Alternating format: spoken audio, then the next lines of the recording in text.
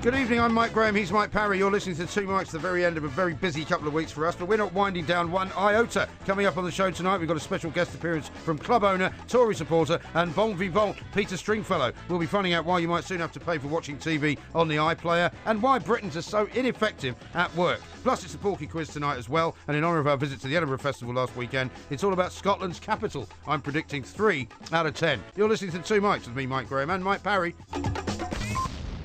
And it's time to say a very, very good evening to Mr. Mike, Porky Parry. Very good evening to you, Mr. Parry. And a very good evening to you, Mike. How's the cold? The cold is feeling a lot better. I feel as if I'd sort of broken its back today. Okay, really. yeah. Do you think what I did was last night, Yes. when I got home slightly later than planned, around about sort of 1:32 in the morning, Yes. rather than going straight to bed, I had a glass of wine, spoke to my sister on the phone, watched a bit of a movie, and went to bed about 4 o'clock. Okay. And then just kind of sweated it out as best I could. What were you doing, socialising last night, when you really should have gone home and gone straight to bed?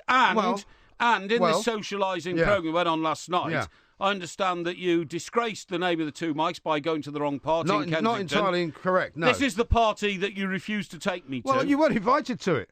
I mean, I was invited to a party. The party invitation did not say, please bring someone with you. Excuse me. Please bring some, character that you may or may not work with you. Okay. Please bring a woman with you. It didn't say any of that. It just said, please come. On your own. I went on my own. We have been invited to an exclusive tennis day, week on Thursday. Tennis day? Yes. Well, you've never told me about this. Excuse me. Exclusive tennis day? Yeah, well, I didn't know what our working schedule was. At a absolutely pristine, and I mean pristine, tennis club in West London. Oh, okay. Yeah. What, Queens?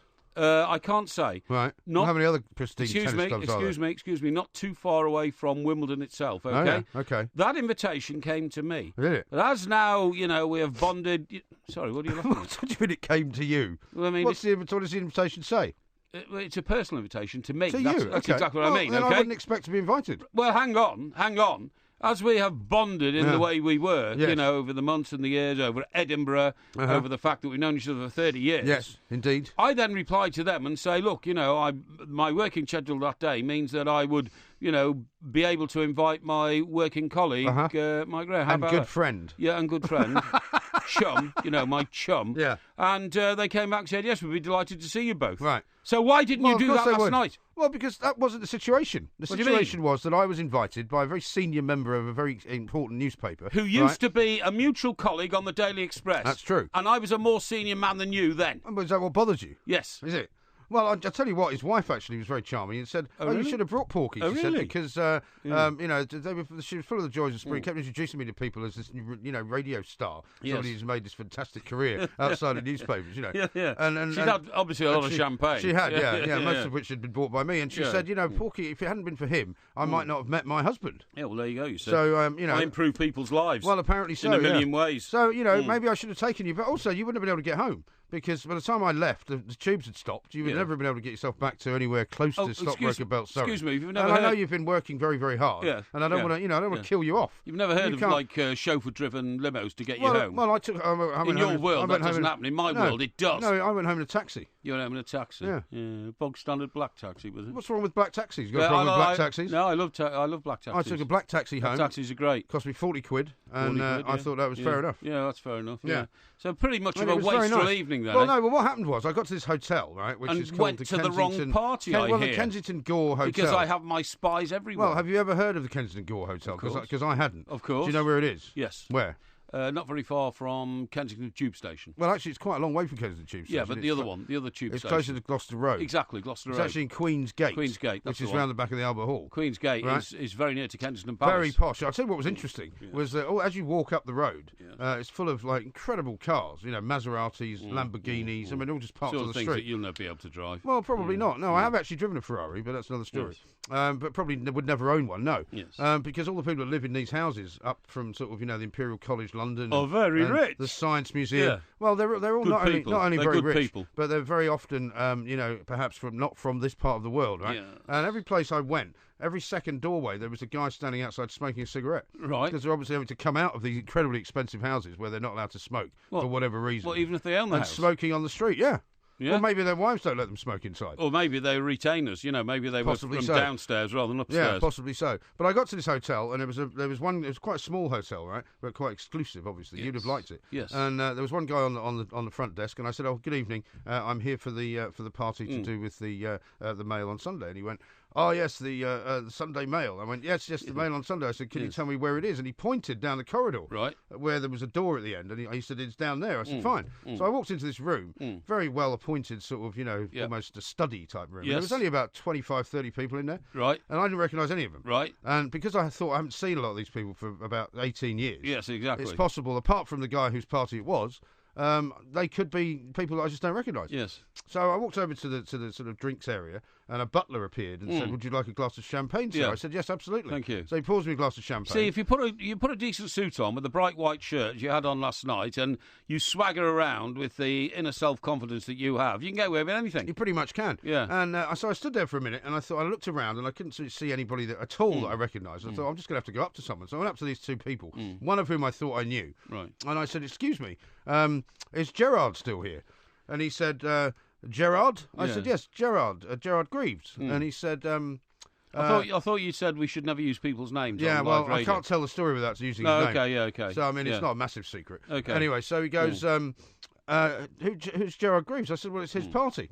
And he went, "No, it isn't." I said, "Well, who are you?" And he said, "Well, we are." He gave me 3 initials, which was some banking organisation. And I said, "Well, I'm terribly sorry. I must be in the wrong party." Yeah, right. That's great. I love that. And so I'm holding the glass. I said, "Do you mind if I said I'll have to go to the other party? Do you mind if I take the champagne with me?" Yeah. Because I've already started drinking it. He said, "Yeah, absolutely. Go ahead." But as I walked out, another guy sort of poked his head around the door, who was clearly upset that I'd come in and apparently taken a glass of champagne and left. Yes. And said, "I hope you enjoy your glass of champagne." As if I'd done something wrong. You should have smacked him. Well, I did think about going back and having a word. But, I mean, obviously that would have been not the thing to do. No, exactly. Anyway, I mean, you'd been perfectly polite. You'd cleared it with a top guest and said, "I'm taking this with me." Nobody else was going to drink it. Once you put your lips to it. Exactly. What's the point of putting it down and just leaving it? So I then went to the other bar and found them all. And and had a very nice time. And were they receptive to your presence? They were very receptive, very happy to see me. And did you spend a lot of time telling them what a monumental career we've carved out in radio? I said, "We've just come back Most of it's down to my talent." I did say that. I said, if it wasn't for my Parry, we wouldn't be doing any of this. I said, because I'm obviously the lazy one, and he's the one that drives it all. He keeps making me work. I said, I've managed to get away from him for the night, so I could actually do something which doesn't involve working. Exactly. But they were very full of praise for you.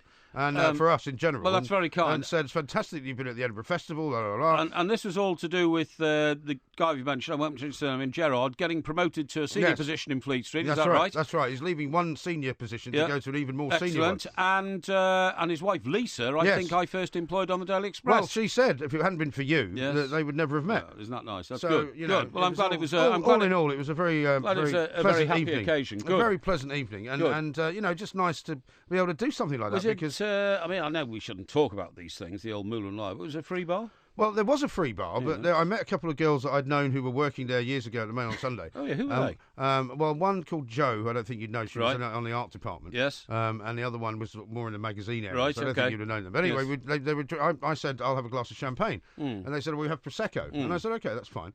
And then somebody said, after I'd had the first glass of Prosecco, I'm sick of Prosecco. I want some proper champagne. Right. So I offered to buy a bottle. Excellent. And I said, "Would you, the sort of image I like to portray is the two mics, generous to a fault. Very, very pleasant girls behind the bar. Yeah. They said, "Would you like a bottle of Cristal?" I said, "No, I don't think so." And then they ran through the list, and I'm afraid I just went for the house champagne, which Excellent. was 75 quid. Well, that's not bad in Kensington. I would say that's a bargain. But I then later caught the managing editor trying to steal it. Oh, yeah? On the grounds that he had bought it all. And I said, do we know him? Yeah, a guy called, I can't remember his last name, a guy called Wellington, John Wellington. No, I don't know John Wellington. And he had his fist firmly around the neck of the bottle, trying to take it out. And I said, "Excuse me, that's my champagne." He said, "Well, I'm paying for this whole party." I said, "Well, you didn't pay for any champagne." No, exactly. I said, "You're more than welcome to have a glass of it. But Yeah. I would rather you didn't walk off with it. Thank you very much indeed. Guy sounds as though he's bladderated. He was a bit, yeah. Exactly. And you know what? I hadn't seen him he was one of the ones I hadn't seen for 19 years. And well, he looks very, very much older. His hair is now completely white. Yeah. And he looks like an old man. Terrible. When before, he didn't look like that at all. These things happen. Whereas you and I have hardly aged. Exactly. No, you're absolutely right. So Gerard was presumably the most senior people in the room because his boss wouldn't have been there. No. I mean, there had been speeches earlier. And I think there had been other people there earlier. In fact, somebody said that Piers Morgan had turned up at one point, but he'd already left before I got there. Right, okay, yeah, sure. So I didn't even know he was going. Yeah. But it was very nice. Well, Piers clearly knew you were arriving. That's why he pushed off. Yeah, he made a hasty exit. But there were one or two bladderated people there. Yeah, and I could see trouble was brewing. It's not a good thing to see, is it? And so I sort of made my escape sharpish before I got involved in anything that might be embarrassing later. That's what I like to hear. So, I got home in good order. Okay, well, it sounds like it was a spiffing night. It was a spiffing night, and I'm terribly sorry that you weren't invited. Yeah, maybe next time I shall try harder to get you to come along. Well, I wouldn't have come anyway, you know that. I don't think you would have done. I wouldn't have come. Why should I come as your sort of rag-bag sort of +1? Well, exactly. So you like it if you're bringing me, because that way it seems as though you're in charge. Well, listen, I've been negotiating today a situation down at Bournemouth Football Club, and once again I might be able to get you in the bubbles. Because our good friend Kelly is no longer there, right? No, she's gone to Premier League football, and she's going to be a presenter there. Yeah, right. But funnily enough, I spoke to her today, and she's sorted things out, in her absence. Very kind. Things are good. Excellent. Okay. Well, we've got lots to do tonight, so we've got not an awful lot of time. I have got some bad news for you, though. Have you noticed that our producer in there and behind the glass? What? Have you noticed? Well, have you seen him today? Yeah, I have, unfortunately. Have you paid attention to what he's wearing? Well, he always looks to me like some sort of bagman who's... Well, he's Antipodean, that's why. He's Antipodean. He looks to me like he slung all his possessions, which for an Antipodean usually amount to a sort of half a rucksack worth of stuff, across his back, and then set off around the world, Well, thank God he pitched up here. But look what he's holding up. Look what he's holding up. Let me have a look. No! He's got flip-flops on. Throw him out of the building. Throw him out of the building. After all your hard work, into this studio. After all the hard work that you put in the other night, winning your campaign to ban flip-flops, he's wearing them in the office. Most of the Antipodeans we met in New York used to literally put all their possessions in a cardboard box, didn't they? Well, do you remember that guy Michael O'Regan? Who now has one of the best jobs. He used to work for the Sydney Daily Telegraph. I just can't believe it. He got to the age of 26 years, and he owned nothing but a table. Exactly. That's all he owned. Yeah. Where did he keep this table? He kept it at an apartment that belonged to a mate of his. Right, okay, yeah. Because he just kind of carried it with him from place to place. Unbelievable. But he now works for one of the top Australian sort of billionaires, writing speeches for him. I know, it's unbelievable, incredible. Isn't it? Yeah. Absolutely incredible. Anyway, time is short. We are running out of it. We've got lots and lots of... funnily enough, as I'm looking at the TV here, there's an earthquake hit 30.7 kilometres off the coast, I think, of Gisborne down in that part of the world. We'll give you details on that, I'm sure, as the night goes on. We're talking to Peter Stringfellow. We're going to talk to Neil Midgley. No, Peter Stringfellow's coming in to see us. Well, we're going to talk to him. At 9:30. Of course we'll talk to him, but also see him. Be great. Well, when I say we're going to talk to Peter Stringfellow, then obviously we'll talk to him. He'll be here. Yeah. In our presence. Yeah. Well, we'll still talk to him. Well, that's better than talking to him. Is it? Yeah. Okay. Does that mean if I only talk to you, I don't have to be in the same room as you? No. Well, it doesn't really matter, does it? With modern communications. You split it in hairs again. Get on with it.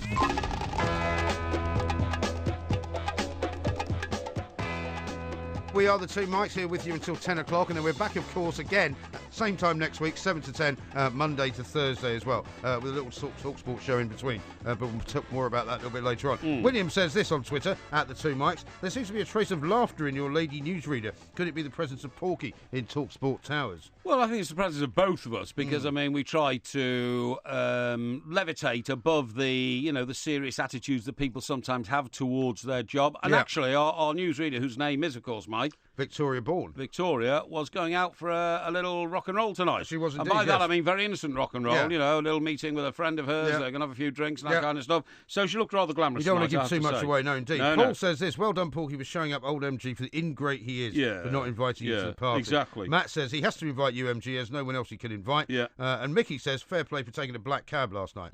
So thank you very much indeed. A lot of people also very nice, giving us compliments about the Princess Diana stuff we did last night. Yes, that's right, Fergus says, very insightful piece on yesterday's show about Princess Diana, top-notch journalistic passion. Well, that's serious stuff, and when it comes to it, of course we can be serious, because there's a sort of issue you're not going to make light of, are you? Of course. And it was a part of history, and we happen to be there. Yeah, absolutely right. Yeah. Now, something that's come up over the course of the last year or so, I suppose, is lots of conversations about what should happen to the BBC licence fee. Yeah. Now, we don't particularly want to sit here and have a go at the BBC, because it's not what we do. However, we're all in the broadcasting world. There is one, we're all in the broadcasting world, and whether you like it or not, the BBC is a great organisation, does a great many good things. Indeed. However, there is something that's happening at the moment which you might be interested in, because a lot of people now watch TV in lots of different ways. A lot of people watch it on the iPlayer, they watch it on the ITV player. There's a suggestion now that if you don't have a television, and so you watch it on your tablet or you watch it on your phone, the Beeb are going to try and find some way of charging you for doing that. So we're going to talk to Neil Midgley, who's a media commentator with the Daily Telegraph, to find out what the latest is and how much of this could actually happen.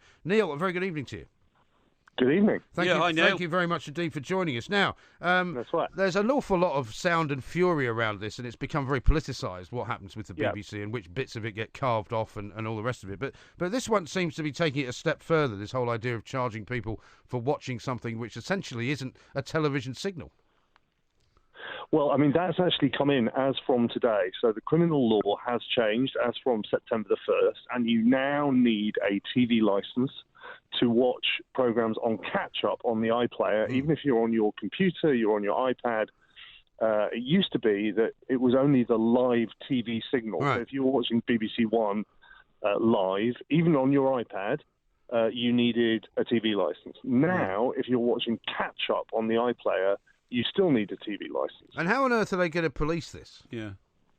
Well, that is the big question. That is one of two questions that the BBC hasn't answered. One is, how are they going to police it? And they are being very cagey about the methods of enforcement that they're going to use. Obviously, I mean, we all remember the 1970s and 80s and the detector vans with, antennae on the roof wandering around housing estates. There could be something even more sinister here, which is obviously the BBC could be spying on what we're doing online in order to try and find out whether we're watching BBC programmes on the iPlayer. Right. Yeah. They've said they won't. They've said they won't spy on private Wi-Fi networks, but beyond that, they're being very cagey. And there could be two reasons for that. It could be that they're doing things that are really intrusive that we really would object to, or it could be that they're trying to create a lot of sound and fury and fear without actually doing anything at all. Yeah, I mean, Neil, if you don't mind me just jumping in there, you're absolutely right, because you know those detector vans that used to drive around? I never believed they did anything. Well, I was told by somebody who knew these things that actually all they did was they had the electoral roll in front of them, and they had a list of people in the same street who'd applied for and bought a TV licence. Right. And all the idea of the whirring thing on top of the van was literally to terrify us all. That you know, it was almost like Nazi Germany. You know what I mean? So they could tell if you were watching it. So I totally agree with you. The sound and fury is, we'll get you, we'll find you. Having said that, although I'm not a great fan of the licence fee, if the BBC have a budget to make programmes based on the number of people who tune in, and then suddenly the number of people who are watching it on other means, on an iPad, are not paying towards the production of the programmes, the whole thing's going to collapse, isn't it? Well, this is the second question that the BBC haven't answered, which is they say they have got a funding gap based on exactly the point that you raised, that people are watching online and not paying a licence. They say that's £150 million a year. Right. Now, given that the TV licence is just under £150, that's 1 million households. They're saying that 1 million fewer households are paying the licence fee than they predicted 5 years ago when they did their sums after the 2010 licence fee settlement. Yeah. They've produced no evidence to show why they predicted that 1 million more households will be paying the licence fee than are now. And when you look at the standard industry statistics about how many households have a television, it hasn't dropped off by 1 million households in the last couple of years. But that television might be a smart television, Neil, if you don't mind me interrupting, used for everything except watching the BBC, if you see what I mean. Well, that's possible but unlikely, I would suggest, given that pretty much everybody, I think, watches the news or watches a bit of sport or watches, the royal wedding or the Olympics. One of the reasons why you have a TV in the corner of the room is for those moments that bring the nation together. I agree. And it is young people at university who are watching programmes on catch-up on their laptops or on their iPads. They're the ones who are going to be caught out by this new rule. But that's the thing. I mean, you can't really imagine a scenario whereby somebody's kind of peeking over your shoulder on the train as you're going into to college or something, as you're looking at it on your iPhone and watching a show on BBC iPlayer, and suddenly somebody sort of literally feels your collar and says, you're nicked, sonny. Yes.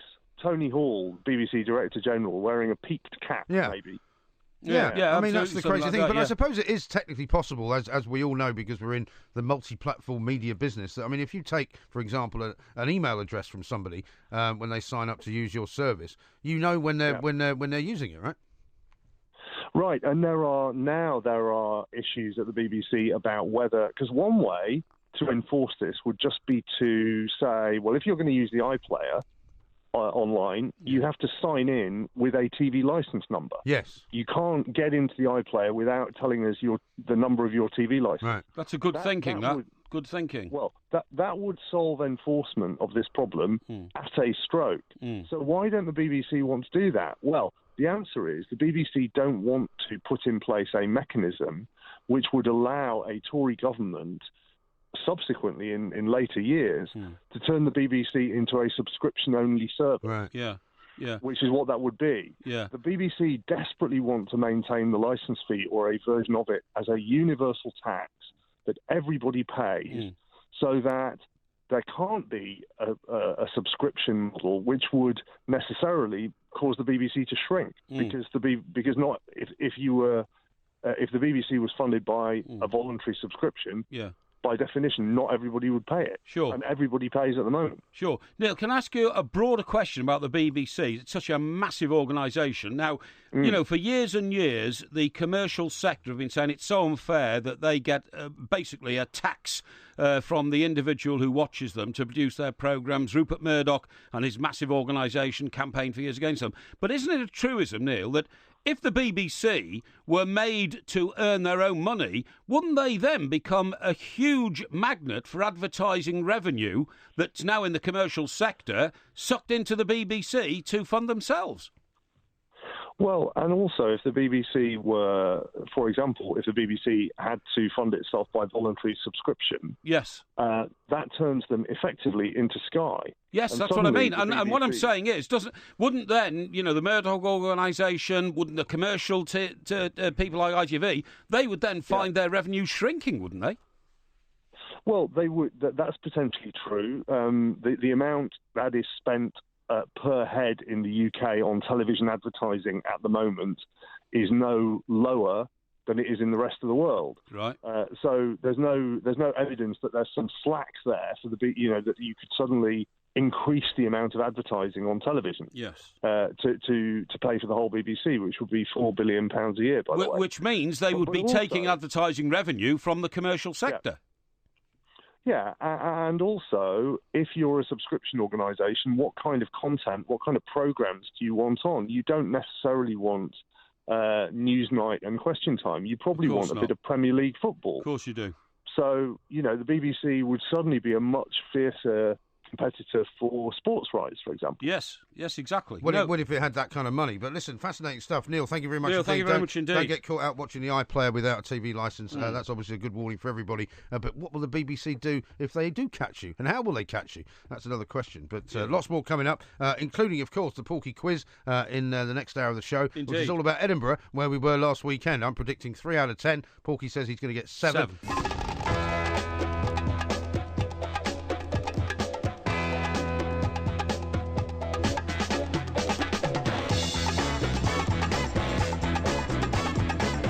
We are the two mics. We've got Peter Stringfellow coming into the studio a little bit later on as well in the show. He's going to tell us what he makes of Theresa May, what he makes of Brexit, what he makes of the Tory party, and also why he's going to have to shut down one of his clubs, whether that's going to have any impact on his ability to continue to be the big London bon vivant, we shall see. And also we're going to talk about Barry Gibb, who is one of our supposedly, I guess, most legendary musicians. Well, after Sir Paul McCartney, most prolific songwriter. Yeah, he's written more hit records in the history of pop music than anybody except for Paul McCartney. And it's nice to see, by the way, today that Freddie Mercury got a blue plaque, isn't it? Fantastic. Yeah. And Brian May did it, and we've interviewed Brian May, haven't we? We in have his very indeed. studio, yeah, or at least the one across the corridor. The one across the corridor, yeah, because he came in to talk about badges. He did, yeah, indeed, yeah, terrific guy. Yeah, absolutely right. Now, we've got lots of other things going on today. Have you been watching the fallout from Donald Trump's visit to Mexico? Because that was going on last night when we were here. Yeah.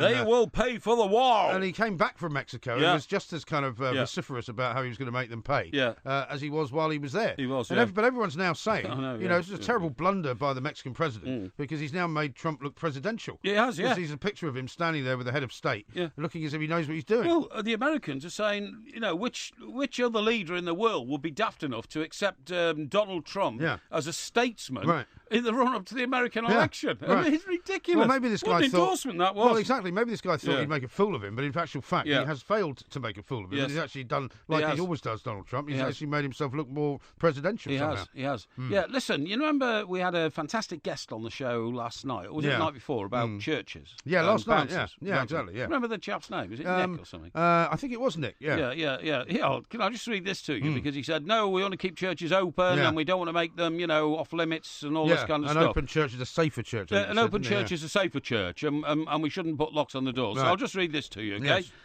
Thieves climbed 3 floors via a church tower's spiral staircase and another by a steep ladder, then made their way 50 feet down again, carrying 4 heavy brass bells.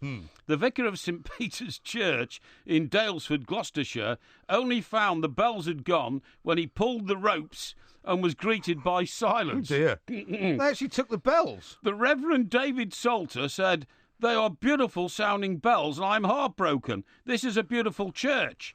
Although the bells are worth very little as scrap, it's very difficult to replace them, if indeed anybody still makes bells like that." What would they be made from, would you think? Hang on. They're a considerable weight to get down ladders, down a spiral staircase, and out to whatever van or vehicle they used. I suspect that is why they took only the smaller ones. Yeah. They're made of brass. Brass, I was going to say. I suppose they would be brass or some kind of metal, but that must be incredibly heavy. Why would you go to that? I mean, literally, they had to. They went up the spiral staircase into the church tower. Right. Is it tower? Yeah, I guess the spire. Yeah. The spire. And then a steep ladder right to the top. To the belfry. That's where the bells are. The bells are. Yeah, the bells. Took these 4 bells and brought them down. I mean, that is staggering. But where did this happen? Did you say this happened in Gloucestershire. In a place called Dalesford? Because I mean, I know that in some poorer parts of the country there were people who would literally steal anything in order to melt it down. There were people stealing lead from the roof. Oh, there were people stealing so much lead has been taken off church roofs. There were people stealing, those iron sort of wrought iron railings. Oh, terrible! Stealing those. Yeah. Even in some cases stealing like bits of railway lines. Oh, it's shocking. But where do they take this stuff to melt it down? That's what I want to know. Well, within the criminal world, there's always the fence, isn't it? Do you remember Prince Charles used to get so many presents that he had to have an individual person who had to just deal with them. Otherwise, he'd have needed warehouses to fill them up.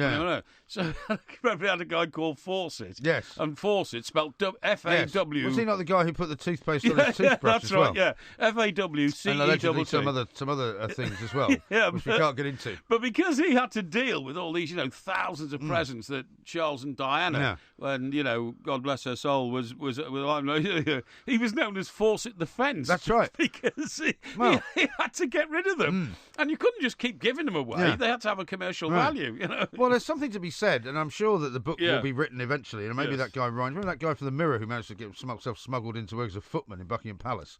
Who, do you know what his name was? Ryan Parry. Ryan Parry, that's right. Yeah, same surname. How could I forget his surname? Yeah, exactly. Yeah, and he, amazingly, was making no money. He was a trainee journalist when he got that, right? He was, But he told us some amazing stories in the pub about what it was like actually working in that particular place. That's right. Pub they all used to go to in the middle of Victoria. Exactly. In there. But also because they were all was it called? The Bottle Screw? Something like that. No, it was something like that. It's right in the corner. You mentioned it, the name of it the other night. I did, yeah. Anyway, and apparently it was a total den of intrigue, and there was all sorts of things going on below stairs. But because they all made not very much money, there was great temptation to kind of just half-inch stuff every now and again. He nearly got found out because one minute he was a trainee journalist in the Mirror Group training, and then they thought, well, you need somebody young and all this kind of stuff. So they told him to go and apply for a job. So he got a job as a footman. Yeah. But part of the job involved standing on the back of a royal carriage during a procession. Well, I remember the footage of him standing there. Yeah, exactly. And his coat nearly got blown when his mother opened the Daily Mirror, which is the paper he worked for, looking for a byline for some story he might have read, and then saw that he was on and so she thought he'd been sacked by the Mirror and got a job in the so she rang Buckingham Palace and asked to speak to him. Extraordinary.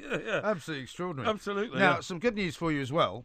You were talking yesterday about how summer is over and autumn has begun. Yes. Right. According to the Met Office, whose tweet I retweeted today, thank you. They say meteorological autumn has begun. Thank you. So what do the stats tell us about the summer? Exactly, and I should be saying to you today, shouldn't I? Rabbits! Well, you should be, but thank God you haven't done it yet, and I'm hoping you won't do it too much more. But a lot of people saying, Porky was right about that. He's obviously correct about the autumn. It doesn't feel like autumn to me. I'm terribly sorry. God, it's very hot today summer. again. It is 24.5 degrees when I was in the car. Yeah. Talking about work, by the way. Yeah. Do we work hard enough in this country? Well, we certainly do. Oh, we do. We Yeah. haven't stopped for a long time. Yeah. But according to a new survey, which I've come across, reading one of my journals, Yes. right? Do you know what? The Germans, right, work less hours than anybody else in Europe. Really? But they have almost double productivity. Does this involve the number of holidays they take, or just the number of hours? Because I always get the sense when I'm in Europe that we work many more hours in a day than most people seem to do in Europe. Here, there's a few things here put right by. I've got this from an economic analysis report. Okay, It says the Germans and the French are still on the beach whilst we're coming back to work after the summer holidays. Right. Okay, in Britain we get a minimum 28 days off a year. Well, I don't. I would never take. You don't take 28 days. No, I mean, in fact, at the moment, I very rarely get that either. I tend to. I think last year I took 2 weeks off.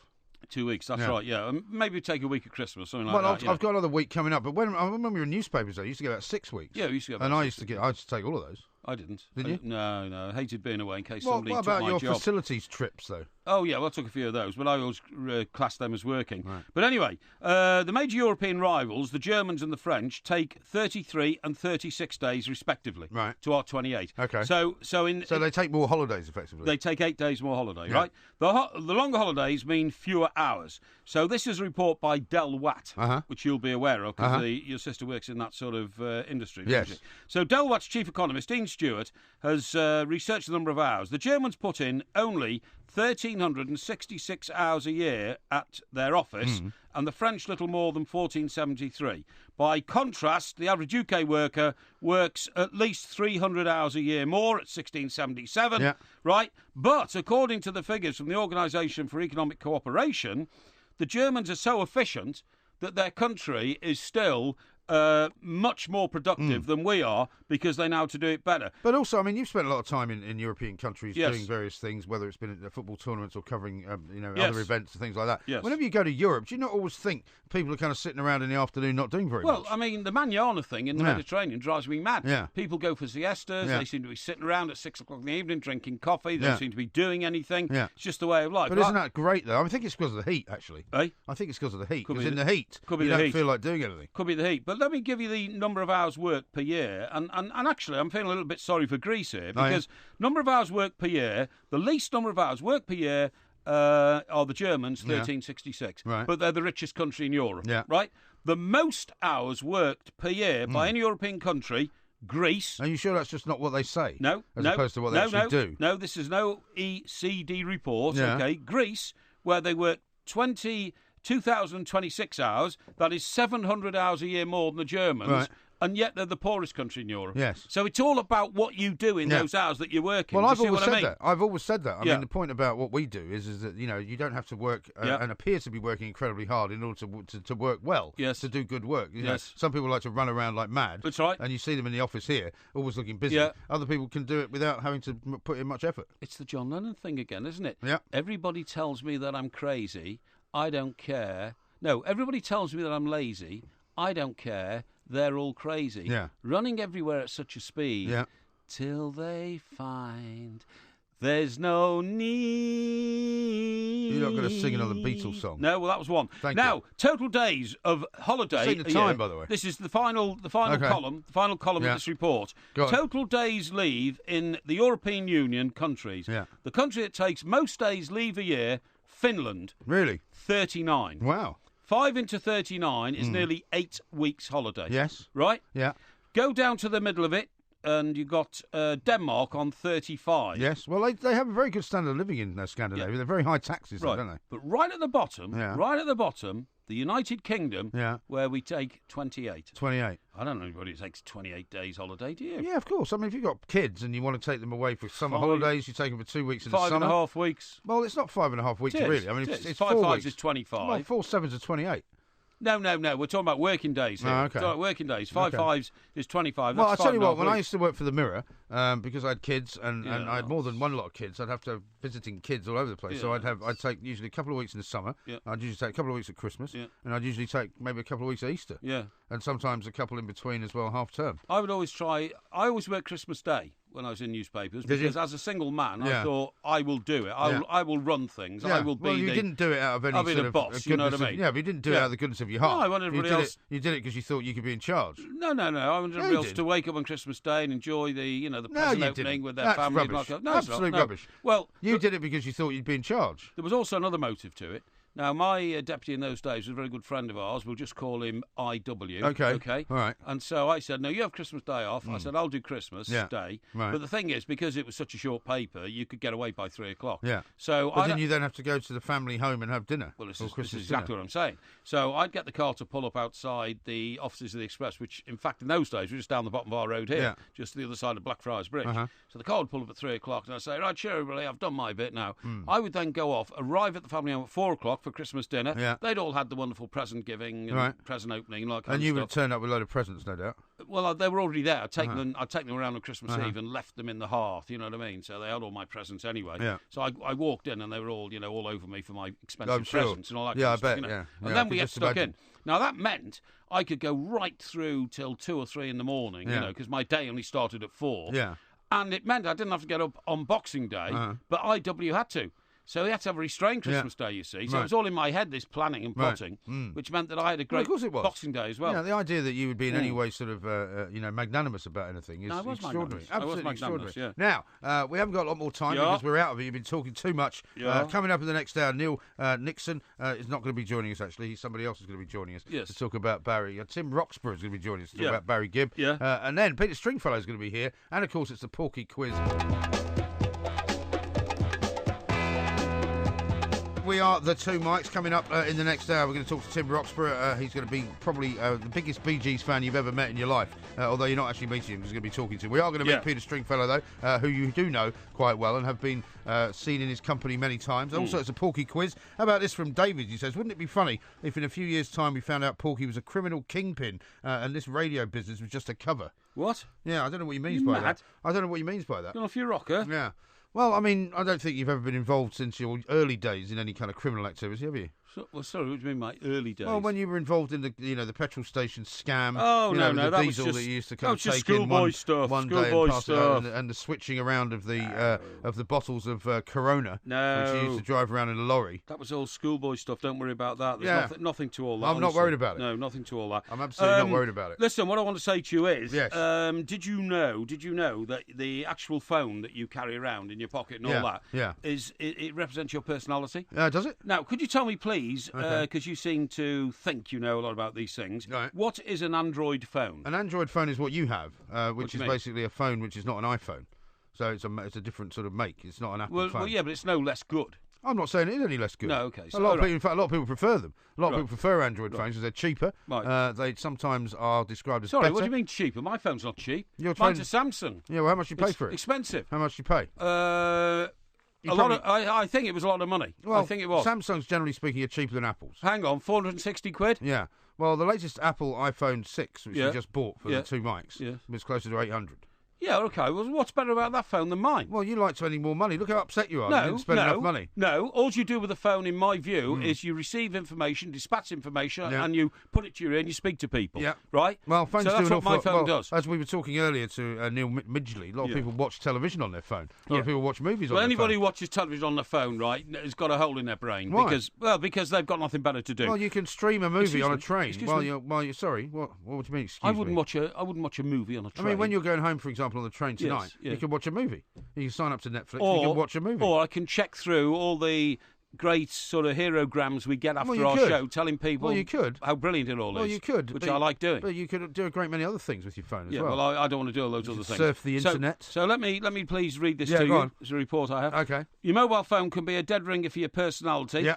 Scientists claim to have found that people who buy Android phones are more honest and humble than those who pick iPhones. Well, they're wrong about you, aren't they? Now that is this is scientific fact. Well, they're wrong about you, aren't they? Thank you very much indeed, you scientists. I love you. All right, well, let's put it out to the audience. I don't think that anybody who would pick two words to describe you would pick honest or humble. Honest and humble? No. I'll read this again. You are not honest and you're not humble. Scientists claim to have found that people who buy Android phones, which is what I've got, and that's why I've got one. You didn't know you had one one, though, did you? I have found out that I have got one now. Are more honest and humble than those who pick iPhones. Right. The study also revealed that women were twice as likely to own an iPhone than an Android. Right, so what are you saying, that women are not honest or humble? Well, I'm going to read the rest of the this report. is the trouble with scientists. They don't actually think through what they're saying. And that iPhone users were more worried about having a high-status phone as their Android-owning rivals. Is that so right? it's you who's the snob when it comes to phones, not me. Well, You're the snob. I just prefer an iPhone. Heather Shaw. How about this? Humble definition of having or showing a modest or low estimate of one's importance. That's me. I don't think that's you. That is me. I think the best will in the world. That is me. That is not you. Or of low social, administrative, or political rank. That is me. You think you're of low social rank, do you? I assume that in my ranking in society, Really? although privately I know it's not true. You know what I mean? You know what I mean? See. Okay. Now then, it says here, Heather Shaw from the University of Lincoln School of Psychology. Oh, yeah. Well, very well-known School of Psychology, that. University of Lincoln. For heaven's sake. I didn't even know Lincoln had a university. No. They have got a leaning tower, though, haven't they? Leaning Tower of Lincoln. Right, so Heather Shaw from the University of Lincoln School conducted 2 studies into users of iPhone and Android smartphones, OK? Yeah. In the first, 240 volunteers were asked to complete a questionnaire about characteristics they associate with users of phones. Yeah. It found that Android users were perceived to have greater levels of honesty and humility. They were kinder. Rubbish. They were more open. Rubbish. They were less extrovert Cobblers. than iPhone users. Well, none of those are All true. All of this is me. But none of those are true of you, All though. of this is me. But none of it is you. That's the whole point. Right. Now, in the second study, the researchers tested these What stereotypes. does it say about your, the picture that you have on your phone? Do you have like a background picture on your phone? No. So when you switch your phone on, Yeah. what does it show? Nothing. Why don't you put a background picture on it? I don't need wallpaper. Is that what it's called? Is it You called can call it wallpaper, yeah. I don't need it. Do you mean for your lock screen or for your background, for your wallpaper? No. You don't have anything? Excuse me, let me just finish this, because you clearly can see yourself losing big style on this It's one. So you're trying to interrupt me. I know. Well, the difference between you and I Yeah. is that I don't regard which phone I have as either being a winning situation or a losing situation. I'm sorry. I just happen to like the phone. I'll just repeat to you, me, use an Android phone, Yeah. humble, honest, humility, kinder, more open, less extrovert, right? Yeah. Right, in the second study... Less extrovert. In the second study, researchers tested these stereotypes against the personality traits of 530 smartphone users. So this is you, okay? Okay. Right. They discovered that while Android users were more honest and humble, and other personality stereotypes identified with it, What was that last bit? The other personality stereotypes identified in the first survey were not prevalent amongst the smartphone users. Not prevalent. Prevalent. Yeah, you not didn't say there. that the first time. Not there, right? What do you mean not there? Well, it means that you haven't got the characteristics that I've got as an Android phone user. So I'm not humble. No. I'm not extrovert. No. And No, I'm you not are honest. extrovert. So I you am think less extrovert. Well, that's ridiculous. I'm less extrovert. No. So it says smartphone choice. I'm not the one that did the cinnamon challenge. Excuse me. I'm not the one that threatened to throw himself off Bournemouth Pier and then was filmed climbing up Bournemouth Pier and threatening to throw himself off. I tried to do it. Now, just let me finish this, please. Smartphone choice is the most basic level of smartphone personalisation, and even this can tell us a lot about the user. Imagine if we further researched how personality traits relate to the applications people download. It is becoming, this is the killer paragraph, Yeah, go on. more and more apparent that smartphones are becoming a mini digital version of the user. Many of us don't like it when other people use our phones because it can reveal so much about us. Yes. Right. Well, I mean, when you say you don't like somebody to use your phone, yes. I mean, you don't even know how to use your own phone. I mean, never mind me using it. If I give you my phone, I'm giving you something that represents humble, humility, kindness, which is compassion, not you. It's not you. sense of society. Yeah. You lend me your phone, and I'm looking at an ignorant pig, basically. Yeah. So is that what you're saying about Apple, then? No, I'm not saying anything about Apple. I'm saying you in particular. Okay? Well, no, I don't believe the words ignorant pig were actually used in the scientific study. No, what they said was that I might be a bit less humble. I might be a bit... I don't pretend to be humble. Yeah. I might be a bit less honest, which is incorrect because I'm very honest. And I might be more extrovert than you. And I think anyone who listens to this show or comes to see our live show would not suggest that I am in any way more extrovert than you are. Well, I don't know about that. So I think you've got it completely wrong. I don't know about that. I thought you were going to come out with stuff about, what your, background picture says about you, or what you mostly use your phone for says about you. Well, have you got a background picture? Yeah, I have, yeah. And what is it? It's a picture of, well, I've got two, actually. I've got on my sort of, my main background picture is a picture of my dog walking through a very nice green field in Sussex. Right? Like that. And then the lock screen. Like the dog. The lock screen for no particular reason. Screen? It means when you lock it, right? What do you lock it for? Well, you lock it so that nobody can use it when you're not anywhere near it, or so that you don't ring people by accident. But it never leaves my side. My phone never leaves my side. Well, when you put it in your pocket, you should lock it. Why? Because you might ring people by accident. I don't. I've never done that. Have you not? No. Are you sure? I'm not stupid. Well, my lock screen is that. What do you think that is? Well, that would be one of the concoctions that you cook up at home. Don't shake it. Just press the button at the bottom. Oh, there you go. Okay. Yeah, I would say that's one of your exotic sort of Mediterranean dishes, yeah? It was one actually made in Mallorca. Oh, was it really? It's a paella that I made in Mallorca, which has got some clams in it. Now, it's got some shrimp. No, I'm looking at paella. I'm looking at my phone now. Okay, I'm looking at my phone now, and I mean, where would this sort of backstream be? Backstream? No, backscreen. Backscreen. Well, it would be. There's all the things I've got. Well, if you look up display, Twitter, gallery. Well, look up display. Display. Look up display. I haven't got a box that says display. Haven't you? No. Yeah, well, see, I don't understand Android phones. No, there you go, you see. No, you see, I don't understand, you see. So, I know what I'm doing. If you want to give it to me, I'll find you a picture. No. Because you don't want me going through your emails, do you? No. You don't want to see who you've been sending emails to. No, I've been sending emails to You don't want to see your messages either. No, I don't care about that. Because really? So I could go through those then? Yes, you could. Nothing I've done am I ashamed of, or do I want to in any way... Are you sure about that? Yeah, certainly. Okay. Do I want to hide from anybody? But I'm not having you pouring through all my... there might be... Personal stuff? There might be details here of some leasing agreement I've just signed. Yeah, there might be. On a property or something like that. I'm not going to give all that unfortunately for you, we're out of time, so I can't go through it for you. But maybe while the news is on, I'll go through it, see what we can find out about Porky's secrets. Good evening, I'm Mike Graham, he's Mike Parry, you're listening to Two Mike. Fascinating listening to Mr. Parry there, exploring the differences between Android phones and Apple phones, of course. We've got plenty of tweets coming in on that. Yeah. Coming up in this hour, it is time for the Porky quiz. It's going to be on Edinburgh tonight, because we were up there last weekend. We'll see how much of it Porky remembers. Yes. And of course, we'll also be talking to Tim of Roxburgh, who works down in New Zealand. He's one of the biggest Bee Gees fans in the world. And experts. Barry Gibb, of course, is celebrating his 70th birthday as well. You're listening to the Two Mics with me, Mike Graham, and Mike Parry. Now, funnily enough, James has sent in a tweet at the Two Mics where you can also send yours. He says, "This phone is a reflection of the owner. Is this Porky's new phone?" Now, that's the first mobile phone I ever had when I first worked at the Daily Express back in 1992. Let me have a look at that, That was what please. They gave me. It was like it was one of those bricks, wasn't it? Do you know what? I think mine was even bigger than that. Do you know what? You're it had the big aerial that came out the top. Right. Well, here, let me tell you something. I had a brand new, because I think it was a Nokia, wasn't it? Was it a Nokia? Yeah, I think it was. Is that the Finnish phone? Yeah, that was the Finnish phone. Not sure. I mean, I know that for a long time we only had Nokias. Yeah. Well, here, let me tell you.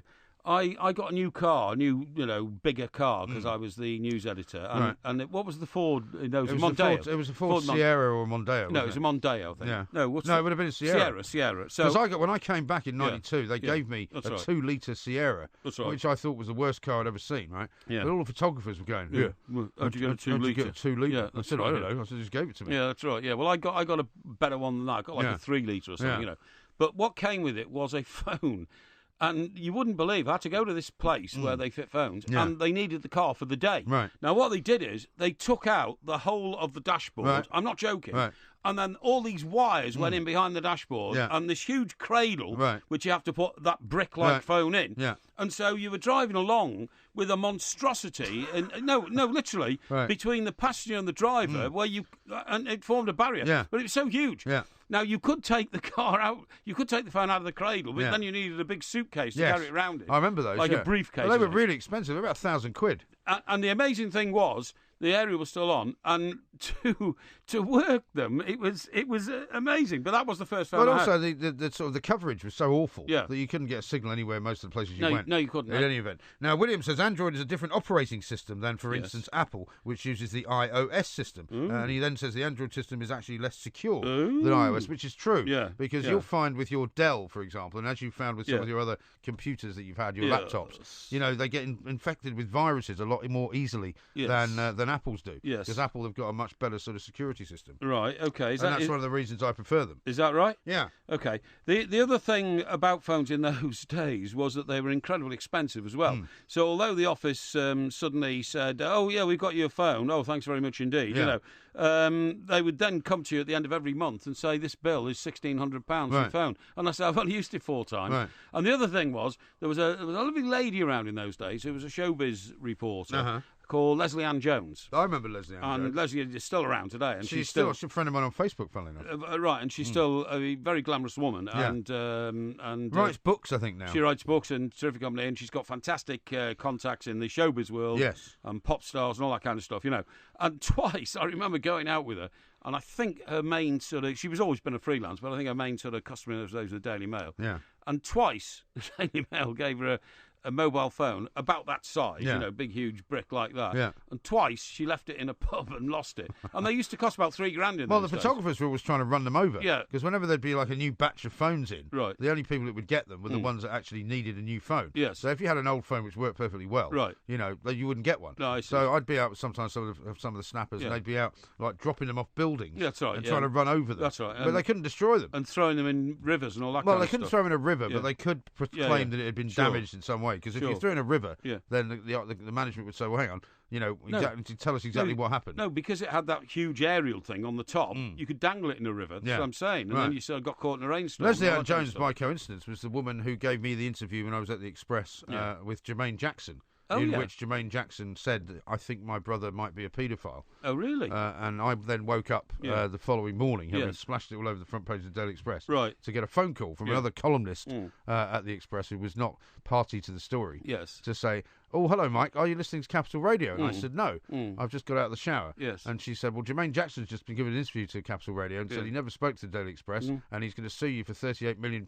Yeah. Oh, that's pretty good. That's all right, yeah. But of course he never did. Loose change. Of course because the story was true. But I had to come into the office and it was a bit like, walking down the sort of gauntlet of hate. Yes. Because people that would formerly have been friends of yours were all sort of turning away. You go to a conference, everyone was kind of shifting up to the other end of the room. It's the nature of our business. That if you get anything good, then the envy factor is massive around the office and everyone to knock you down. And the editor sat there, and I was quite green at that time in terms of being an executive. Yes. And the editor sat there and said, so what have you got to say about this then, Michael? Yes. Because he always used to say Michael when he was being serious. He used to call me Michael as well, And I said, and I did a sort of Jason Robards from All the President's Men. Stick by my story. And I just said, tell them we stand by the story. Yeah, that's right, yeah. And nobody would talk to me. No, exactly, Well, funny enough, when you say about that, I'm suing you and all that, there was a former England international footballer, and I'd been tweeting out about him and his shortcomings. Oh, yeah. Because... Well, recently? No, a few years ago. Right. Tweeting out about his shortcomings and that kind of stuff. So we end up at Goodison Park. And when you say shortcomings, you mean personally or? Personally. I see. He'd been misbehaving. Right. And I was. There's no need to repeat it, of course. No, not repeat it. But I was because of the industry in which we work and because...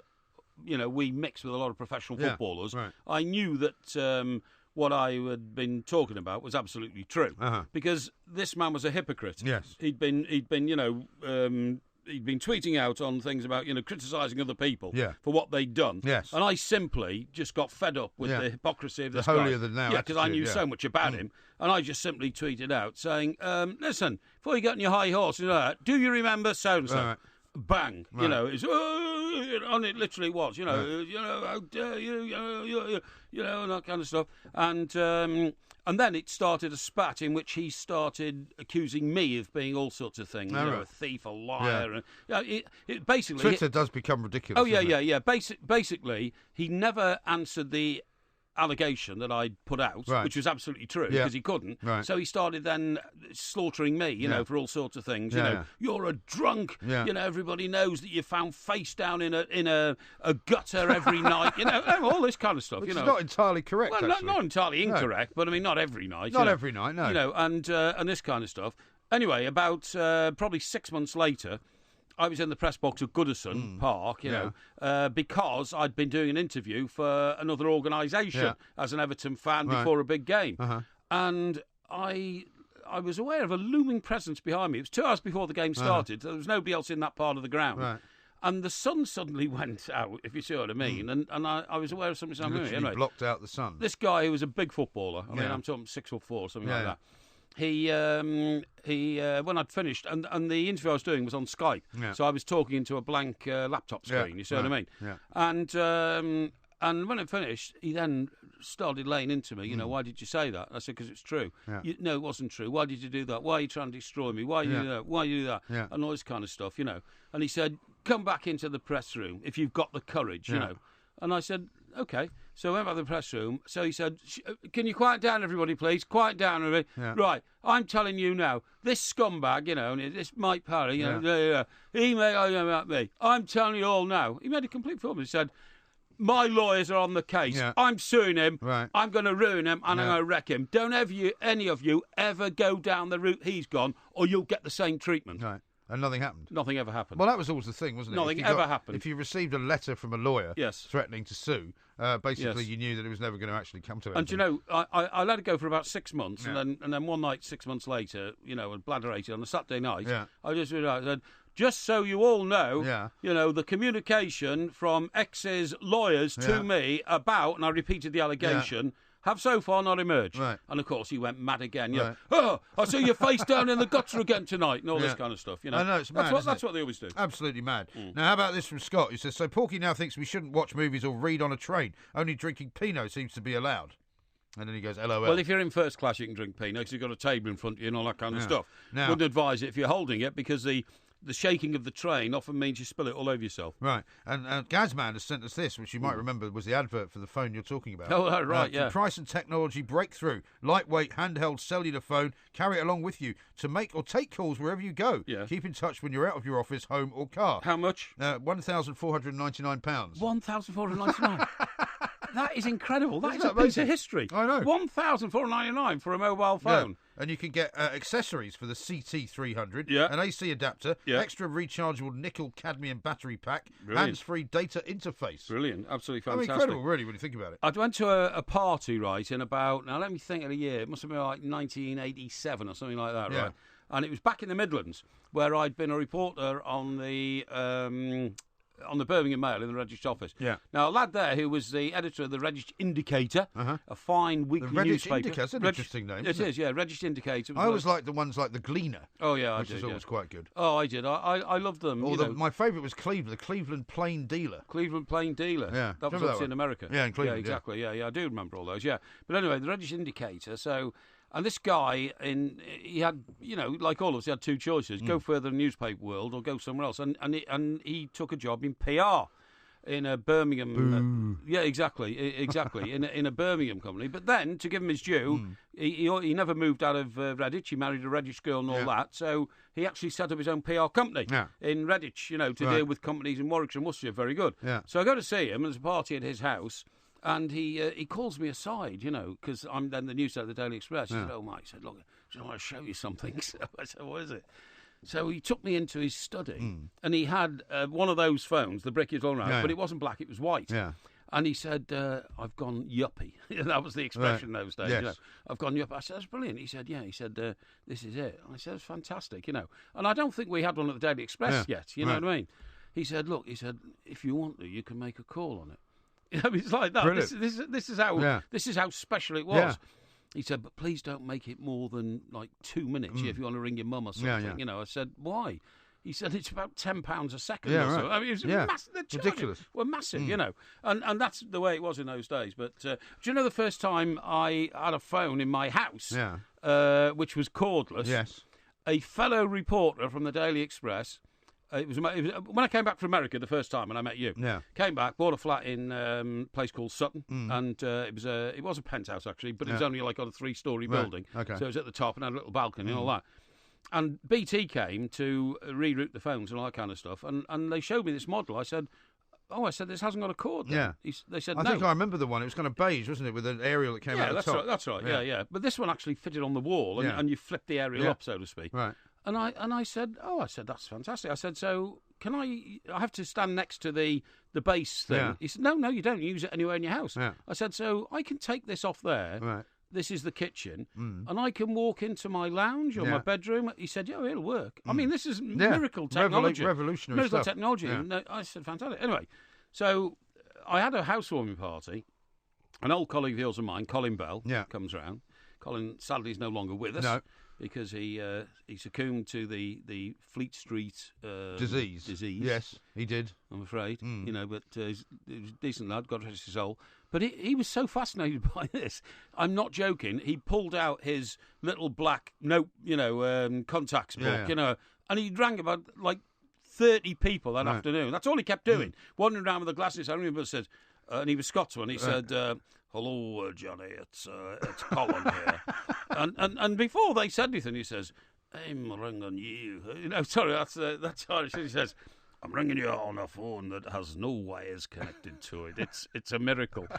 And that's the way it was in those days. Absolutely amazing. Yeah. Incredible stuff. Now, we've got lots more to do, including talking about Barry Gibb's 70th, which is coming up next. We've also got to talk about what's been going on, I suppose, with the old the strike threat from the junior doctors. What time's the quiz is coming up at 8:30. Oh, okay. Which is only about 20 minutes away. Why is it early then? Well, it's earlier than normal because we've got Peter Stringfellow coming in the last hour of the show. Brilliant. Good. He's probably on his way, hot-footing it even as we speak. Well, from his very, very... he knows a lot more about the Bee Gees than we do. He does. He's a radio host down in New Zealand, but he is being billed here as one of the biggest Bee Gees fans in the world. And one of the experts on the group. Yeah. Tim, a very good evening to you. Hello, and good morning from New Zealand. Yeah, Hi, indeed. Tim. Thanks for joining us. Now, we've been seeing a couple of sort of tsunami warnings and things there, but I'm hopeful that doesn't look like it's going to come to anything. But by all means, if you need to evacuate the studio at any time, don't stand on ceremony, just get the hell out. That's right. No, I will carry on for Barry. No, absolutely right. I mean, it was a fairly substantial quake, but it was quite deep. Yeah. So there are warnings. It sounds like those are more in caution than fear. Sure. That's good. Now, how is it that you are such an expert on the Bee Gees, and when did you sort of start your love affair with them? Well, I can remember as a kid. So I'm 35. So I was about 8 years old when they had a concert called One for All, and it was a whole tour, and they made a video of that. And that was on TV a lot when I was a kid. And I remember the first time watching it, and just that. I always loved music as a kid, but I just remember that visual image of the two bearded guys either side of the slight guy in the middle who used to hold his hand to his ear when he sang. And so that was Robin in the middle, and Morris and Barry on either side. But I remember that kind of visceral thing as a kid of going, I can't believe how catchy these songs are. It was just kind of the magic of the melody. So that's when it began. And then when it kind of got serious was I bought the very best of the Bee Gees on CD and at some point in the 90s and just became obsessed, and so had to get another album and then had to get another album, and then it was always the fun of going to record stores and looking for vinyl to try and find all those rare releases, and then fast forward and getting to meet them and working in radio and interviewing Barry half a dozen times over the years, and it's been such a thrill. Yeah, absolutely fantastic. Do we when we look at this ourselves? I mean, I'm a huge fan as well, Tim, of the Bee Gees, and always have been, probably since Saturday Night Fever, the film, which really brought them prominence. But loads of songs, going way back to Massachusetts and all that kind of stuff. But of the three brothers, and the fourth, of course, sadly, who died young, was Barry the creative genius within that group, or did they all contribute to these fantastic records with these terrific melodies like the one we've just heard, How Deep Is Your Love? Yeah, they did all contribute. Barry was 3 years older than the twins, so Barry had started his songwriting in Australia before the twins had, and this is one of the great things about discovering the Bee Gees. Yeah, I mean the Saturday Night Fever era is the most famous, but they were. Even at a period when they talk about being in the doldrums in the early 70s, when they'd had their first wave of hits and then they were having a couple of lean years, they were enormous in Southeast Asia at the time. They were selling out in, say, Canada and Australia and New Zealand. So they were always big somewhere if you go way back in the early days. But really early days in Australia, Barry Gibb was the most in-demand songwriter as a teenager in Australia. And then, as they got a little bit older, the twins started contributing to that songwriting process as well. And I mean, it's always going to be sensitive as to who was contributing the most. I mean, my feeling is that often it would start with an idea from Barry. They'd like to start with song titles. They'd come up with the title first. And Barry and Robin would tend to work on the lyrics together and butt heads quite a bit, which you need in good songwriting often. And then Morris was the glue and helped a lot with melody and throwing out chords that Barry and Robin would go, that sounds good, let's go in that direction. Because as we were saying at the start, listening to that song, there is a sort of a unique sound to what the Bee Gees do. Unique. But some of the other songs that they've written, could have been written for anyone. But then if the Bee Gees perform them, suddenly it becomes a Bee Gees song again. I mean, it's quite a gift, that. Yeah. I mean, it's an astounding gift. It's so fascinating to me also how the use of the word disco got so misunderstood by people because disco essentially was R&B. And it was R&B that you could dance to, and it's as much an era as it is a musical style. But what happened, because the Bee Gees were so associated with that era, then people retrospectively forgot about a lot of those great early records.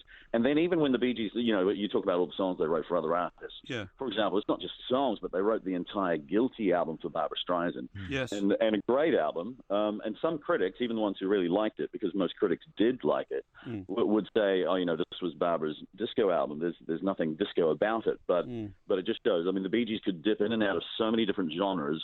There was nothing disco about Woman in Love. That was one of those beautiful ballads that's ever been written. Well, it could be the slow song at the end of the night, though, couldn't it? Well, maybe it could be. But, I mean, talking about that disco era, Tim, and you know a lot more about it than I do, were they competing with, was it Nile Rodgers, who was the other great... Chic. Chic, yeah, the other great disco Well, I don't know, really. king. It was a slightly different time, wasn't it? Was it? I thought he was in the same sort of genre. But what I wanted to really ask you, Tim, there was... the same time, yeah. Yeah, why does an artist who has so much creative genius in his head, why does he give brilliant records like that away to somebody else? Because, if it was me and I had a great idea with my broadcasting colleague Mike Graham here, and we had a great sketch to do on radio or in video, I think I'd want to do it myself. Yeah, well, I think the way Barry definitely looks at it is that you write in a slightly different way when you start thinking about writing for another artist. Yeah. So in 1960s Australia, Barry was often being asked to give songs to other artists, and that would make him write in a slightly different way. Okay. Then the brothers, they wrote a massive UK hit in the late 60s for a duo called the Marbles called Only One Woman, and it's the most extraordinary song, and they might not have written that had they written it for themselves. Right. The same with Grease for Frankie Valli. Yes. They probably Grease wouldn't have is the written word. that unless it was written. Yeah, Grease is the word. But they wouldn't have written that unless it was written to order. To Love Somebody they wrote with Otis Redding in mind, and he died before he could record it. But from the start they were always writing with other artists. Sorry, what was that one they wrote for Otis Redding? To Love Somebody. Oh, I didn't realise that. I had no idea. You can hear him singing. Of course it, you can. You can of hear course him you singing can, it. yeah. And are they considered? I mean, I know you're in New Zealand, and I wouldn't want to in any way suggest that that's the same as being in Australia, because that would be insulting. But I mean, is there a sense in Australia that they're a kind of Australian band? Because obviously, they spent so much time there. Robert Stigwood kind of reinvented them there. But obviously in Britain, we like to claim them as our own. But are they kind of thought of in Australia as Australian? Yeah, they are sort of. And I think they're really. They had an album called Children of the World, but not to be cheesy, but I think that's sort of how they feel, and that they're very proud to have been born in Isle of Man. They have a strong connection to Manchester. Yes. They really do. That when Barry is in Australia, then that feels like home to him, and the reason they moved to Miami was because it reminded them of Australia, and Miami is where Barry has lived now for the largest chunk of his life. So I think they felt at home in lots of different places. Robin, for example, even though he lived in Miami as well, he felt more at home in the English countryside. Oh, right. And that was where he connected with the most. Okay, fine. So what now for Barry Gibb? Because clearly, they were such a phenomenon as three brothers. Four brothers, obviously. Was it Andy, the one who died early, who was very sad, But, I mean, can he be creative now without having the other two brothers around him bouncing all those ideas and suggesting these riffs and chords and all that? Can he still have a future? Yeah, he can. Well, this has been billed as just his second solo album. Yeah. He put one out in 1984. But the truth is, he did a sequel with Barbra Streisand to the Guilty album, which did really well about 10 years ago, called Guilty Pleasures, and he wrote that with his two sons. And so this project, his new album In the Now, is also co-written with his two sons. Yeah. And so Stephen and Ashley, and so I think he's trying a little bit to get that same sort of creative process that he had with Robin and Morris, which is that he does like to bounce ideas off people, and sure. Sometimes with songwriters, if you have the radio on quietly and it's a song playing that you don't know, and you actually mishear the melody, you can get an idea for a melody that's totally different from the one that you're hearing on the radio. But I think it's a sort of similar thing for him, that just having those other people there, even if he's doing the bulk of it. And I'm not saying that's the case with Robin and Morris, because often Robin would dominate a song. But but the two sons do spark him off in certain ways, which is great. Yeah. And also seeing him on stage, I don't know if you saw the Glastonbury appearance by Coldplay. I mean, appearing on stage with Coldplay at that massive event was something which will reintroduce him again to another sort of generation. Right? Sure. Yeah, and you know, Barry, like a lot of us, is a combination of. I mean, he knows he's an amazing songwriter, but he's at the same time he's also very humble. And he said when Chris Martin rang him up and said, you know, I'd like you to come on stage at Glastonbury, Barry said, really? Will people still care? And Chris was like, of course they will. Yeah. And then Barry actually gave Chris Martin an out. He said, look, you give me a call back in a month if you still want me to do it, but I'm going to allow you to change your mind. And sure enough, Chris Martin called him back in a month and said, Barry, you're Barry Gibb, for goodness sake, we want you. So he has that lovely humility, which also goes with deep down knowing that he's probably knowing he's a bit of a genius. He's absolutely right. Indeed. Tim, listen, thanks very much indeed for talking to us. Look out for whatever is going on down there. Obviously, we'll hopefully it all goes well. Maybe he's got an Android phone, Barry Gibb. Maybe he has. Since he's humble. Maybe he has. And not extrovert. And, of course, what was the other one? Honest. Humble. All the same things as you. And does not seek attention. Yeah, exactly. Whole bunch of great songs that were written. 70 years of age, hard to believe. Coming up next, though, it's time for the Porky quiz.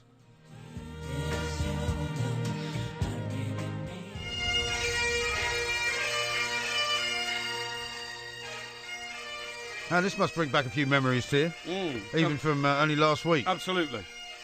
The Pipes. The pipes are calling. Different pipes, though, obviously. It's not Danny Boy. No, that's Irish. Not. Yeah, this is right, Scotland. Yeah. I mean, you would have heard this up at Edinburgh Castle when we were there on Monday. We did. I mean, listen, I've said this for years and years and years, right? Yeah. I so admire the culture of Scotland, I so admire the culture of Ireland, and I so admire the culture of Wales. Yeah. But I can't think of a culture in England that matches any of that. You know what I mean? I'm a very proud Englishman, don't get me wrong. Yeah. But when you go to Edinburgh and you see guys in kilts playing the pipes, when you see the pride that men have in, you know, dressing up. You know, when we're on, like, Princess Street and all that, so many shops there sell traditional Scottish clothing. Yeah. Even the ski and doos, you know, on a big rack. That's the dagger, isn't it? They put in the sock and all that. And I just keep saying to myself, you know, we don't really have that very, very distinctive sort of culture in England. No, we don't. You're absolutely right. Yeah. Anyway, time is of the essence because we haven't got a lot of time here because we spoke to that last guest for a very long time. This is, of course, the Porky quiz. It is, yeah. You have chosen Edinburgh as your specific excuse subject. Excuse me, I want to make this absolutely clear. You chose it, not me. We chose it together. No, you chose it. You chose it. You imposed it upon me. All right, okay. So, you know, I can get 7 out. So you're going to start with that already? No. Right. This was imposed upon me, but I've researched thoroughly. Okay. So I have every confidence that it's going to be a winner. Okay. You're predicting 7 out of 10 for yourself, 7 out of 10. I'm predicting 3 out of 10. Now, if you get one correct, you will hear this sound. If you get one incorrect, you will hear this sound. Oh, you're not using your brains. Oh, right. Okay, yeah. Ready? Okay, Ready for question number 1. Let's go. What was the name of the restaurant where we dined last Friday night? The restaurant? Very famous restaurant, yes. Well, it's not that famous because it's new. It's not that new. It's been there quite a few years. No. It's quite new. You told me it used to be owned by David Murray's son. That's right. That it didn't succeed and therefore passed into new hands. So it's not that famous. But anyway, it's called... Yeah. It begins with H, right? I can't help you on this. Begins with H. And I think it's called Higginbothams. Oh, you're not using your brains. No. Higginbothams. What's it called? Which is a Yorkshire name. It's called the Honours. Well, I said it began with H. Well, it doesn't help. Well, I get half a point for that, don't I? Lots of things begin with H. No. What's it called again? Halitosis begins with H. What's it called? It's called the Honours. The Honours? Yeah. Well, it's not like Honours. Yeah. The Honours. Like the Honours list. Yes. It's a strange name for a restaurant. Well, I mean, considering you were in there for quite some time. Yeah, I was actually, noticed it. Yeah, okay. Question number 2. Right. What is the name of the ground where Hearts play football? Hearts? Yes. Or Heart of Midlothian. Yes, Hearts of Midlothian. Now, Hibernian, who are the other group, the other team in Edinburgh, they played Easter Road. That's correct. And Hearts play because Hibernian won the FA Cup, the Scottish FA Cup. That's right. Scottish Cup. And Hearts play at Now, hang on. I know this. I know this absolutely. I'd be amazed if you didn't know. No, I'm thinking aloud. Got a bit of a mental block. So Hibernian play at Easter Road, and Hearts play at Hearts of Midlothian. Hang on. I'm just closing my eyes. I'll have to hurry you. No. Hearts of Midlothian play at. It's one word. It's not like Easter Road. It's like Hampden or something like that. But it's not Hampden. It's Hampden that's in Park. Glasgow. It's actually 2 words. It's. Come on. Hard Midlothian. Hurry up. Play at. Come on. Flowerborough. Where? Oh, you're not using your brains. Incorrect. It's Tynecastle. Tynecastle. I knew it was Tynecastle. Question number 3. It was Tynecastle. Nicola Sturgeon is the first Minister of Scotland. Yes. What is the name of her official residence in Edinburgh? We passed it, actually. We saw it. We did. We saw it while we were there. Yeah. I think it's called, believe it or not, I'm thinking aloud. Now, the Scottish Parliament is a different name to her official residence. Well, she doesn't live in the Scottish Parliament. No, that's right. Where she works. That's what I mean. I think it's called. I'm just trying to work it out. I think it's called Leaky House. Leaky House. Incorrect. No. Oh, you're not using your brains. It's called Butte House. Butte House, yeah. Cock-a-leaky soup, of course, Well, is what you might be thinking of. Mm. Question number 4. Right. Can you name the road that runs from Edinburgh Castle down towards the Scottish Parliament? Edinburgh Castle to the Scottish Parliament? Yes. Now,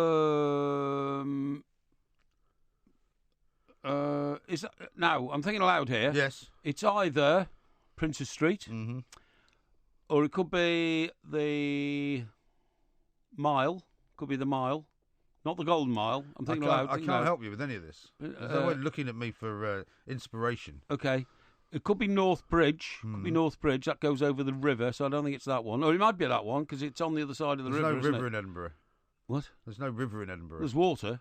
No. Yeah, there is. Well, there's water all around, because it's on the sea. Isn't it? I thought we walked over a bridge and there was a river below it, wasn't Well, North Bridge goes over the railway station. Oh, I see, okay. Right. I said this is one of the most amazing bridges. It doesn't go over water. Okay. It's Princess Street. Incorrect. No! Oh, you're not using your brains. It's the Royal Mile. Well, I said the Mile. I said the Mile. That wasn't your answer. I said it could have been the Mile. That wasn't your answer. Well, I was thinking aloud. You called it the Golden Mile when we did the live show. Do you remember? I did, was in Blackpool. Yeah. So you got 0 out of 4. Question number 5. Who are the famous twins who made Sunshine on Leith an anthem for Hibs fans? If you ever hear them singing this, by the way, down at Easter Road, it's tremendous. These are twins? Twins. Oh, now this sounds exactly the same as that song about 500 miles. It doesn't sound anything like that. It does. It does. Doesn't. No, it sounds like the same voices. It's a much faster song. No, it's the same voices, though, isn't it? Same voices. I can't tell you that. Right. Now, that group was called the... And I will walk another 500 miles and another 500, right? So if I can remember the name of that group... Well, I can't tell you that it's the same group. Then I've got it. I cannot tell you that. So that is... let me just think. That is... What were they called? They were called the... Hang on, I'm just trying to think because I thought they were Irish originally, but they're Scottish, are they? They are. So they're called the Compatriots or something like that. Yeah. Something like that. So you may be on the right track. Yes, I'm getting there. So thinking aloud. I reckon that's the Protectors. The Protectors. The Protectors. Incorrect. Oh, using your brains. It's the Proclaimers. Proclaimers. Well, God. I knew it was that. It's 0 out of 5. So you're not going to get 7 out of 10, I'm afraid. Oh, dear. Question number 6. Right. How old is Edinburgh Castle? How old is Edinburgh Castle? Yeah. Quite old. And you may get a little bit of leeway here. Quite old, Edinburgh Castle. Right, let me see. Edinburgh Castle. I reckon it was built in... I think it is 800 years old. 800 years old? 800. That would make it built when? In the late sort of mid-20th century. No, 800 years old. It was built in about 1295 or something like that. 1295? Yeah. I will give you that because Thank you. the site... Hey! The site was occupied from the Bronze Age, actually, Yes. with a castle present from at least the reign of David I in the 12th century. Thank you. So I'll give you that. I think I'm over-generous there. I'm over-generous. No, that's brilliant. I'll probably regret that. And I should have got the Proclaimers, and I should have got Hearts' Ground, and I should have got the Royal Mile. Yeah, well, you didn't get any of those. So question number 7. Yes. What is Arthur's seat? Arthur's Seat. Yes. Arthur's Seat is the very original settlement upon which the city of Edinburgh is now built. It was the first identifiable location of a settlement in Edinburgh. Incorrect. No, you're it's not. using It's your not. brains. Arthur's Seat is an 822-foot peak of the mountains in Holyrood Park overlooking Edinburgh. There was never a settlement there. There was. No, there wasn't. There was. Incorrect. No. Question number 8. What is Edinburgh's nickname?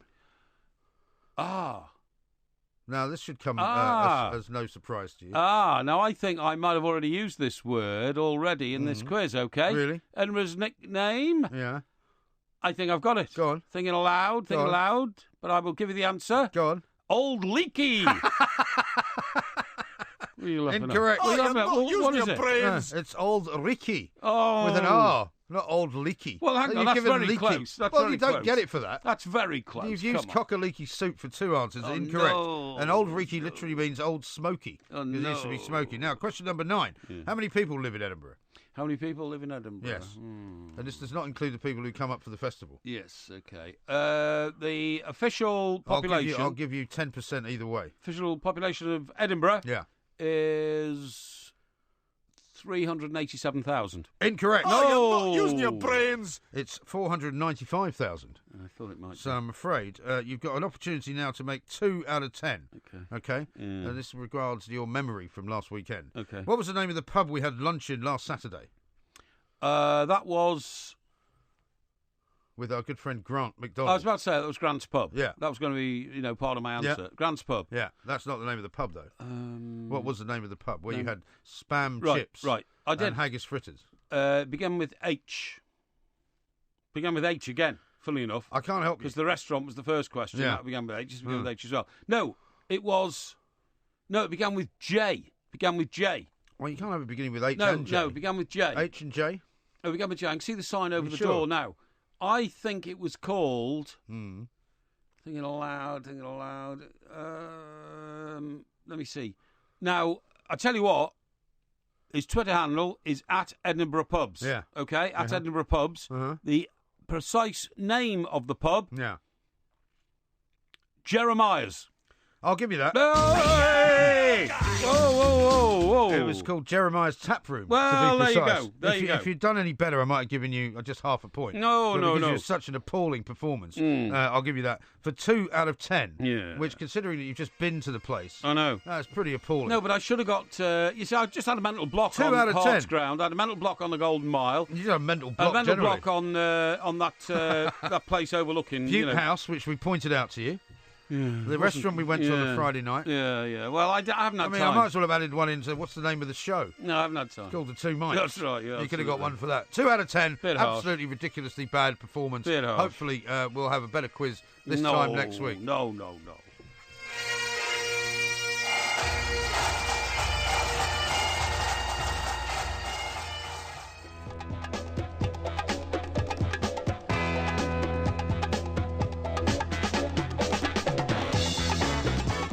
We are the Two Mics coming up in the next hour. Peter Stringfellow is going to be joining us. He'll tell us what he thinks about Brexit, what he thinks about the Tories, what he thinks about Theresa May. No doubt what he thinks about the way that the London planning laws are going as well, because he's having to close down one of his clubs. But he may have probably made a bit of money out of it, so I don't suppose it'll be too bad. Are you looking at any of the reaction on your performance in the Twitter? Very positive.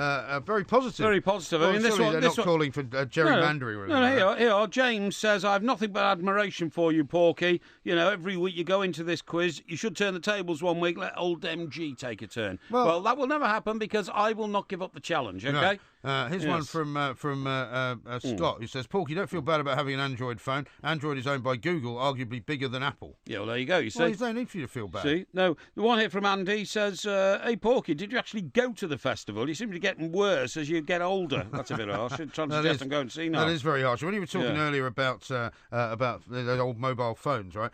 Dave says, all of a sudden I've got the image of Brendan Rodgers using Porky's cordless phone in my head. I'm calling you. And Kirk says, I'm ringing you in his O'Neill voice. I'm ringing you. I'm telling you, my plays are magnificent. Yeah. Yeah, absolutely, all of that, yeah. And a couple of people saying, are you sure Porky went to Edinburgh? There is little evidence. Yeah, I know, And Jane says, that was a shocker, Mr. Parry. Yeah, but she put a ha-ha after it, so she found it stimulating, you know?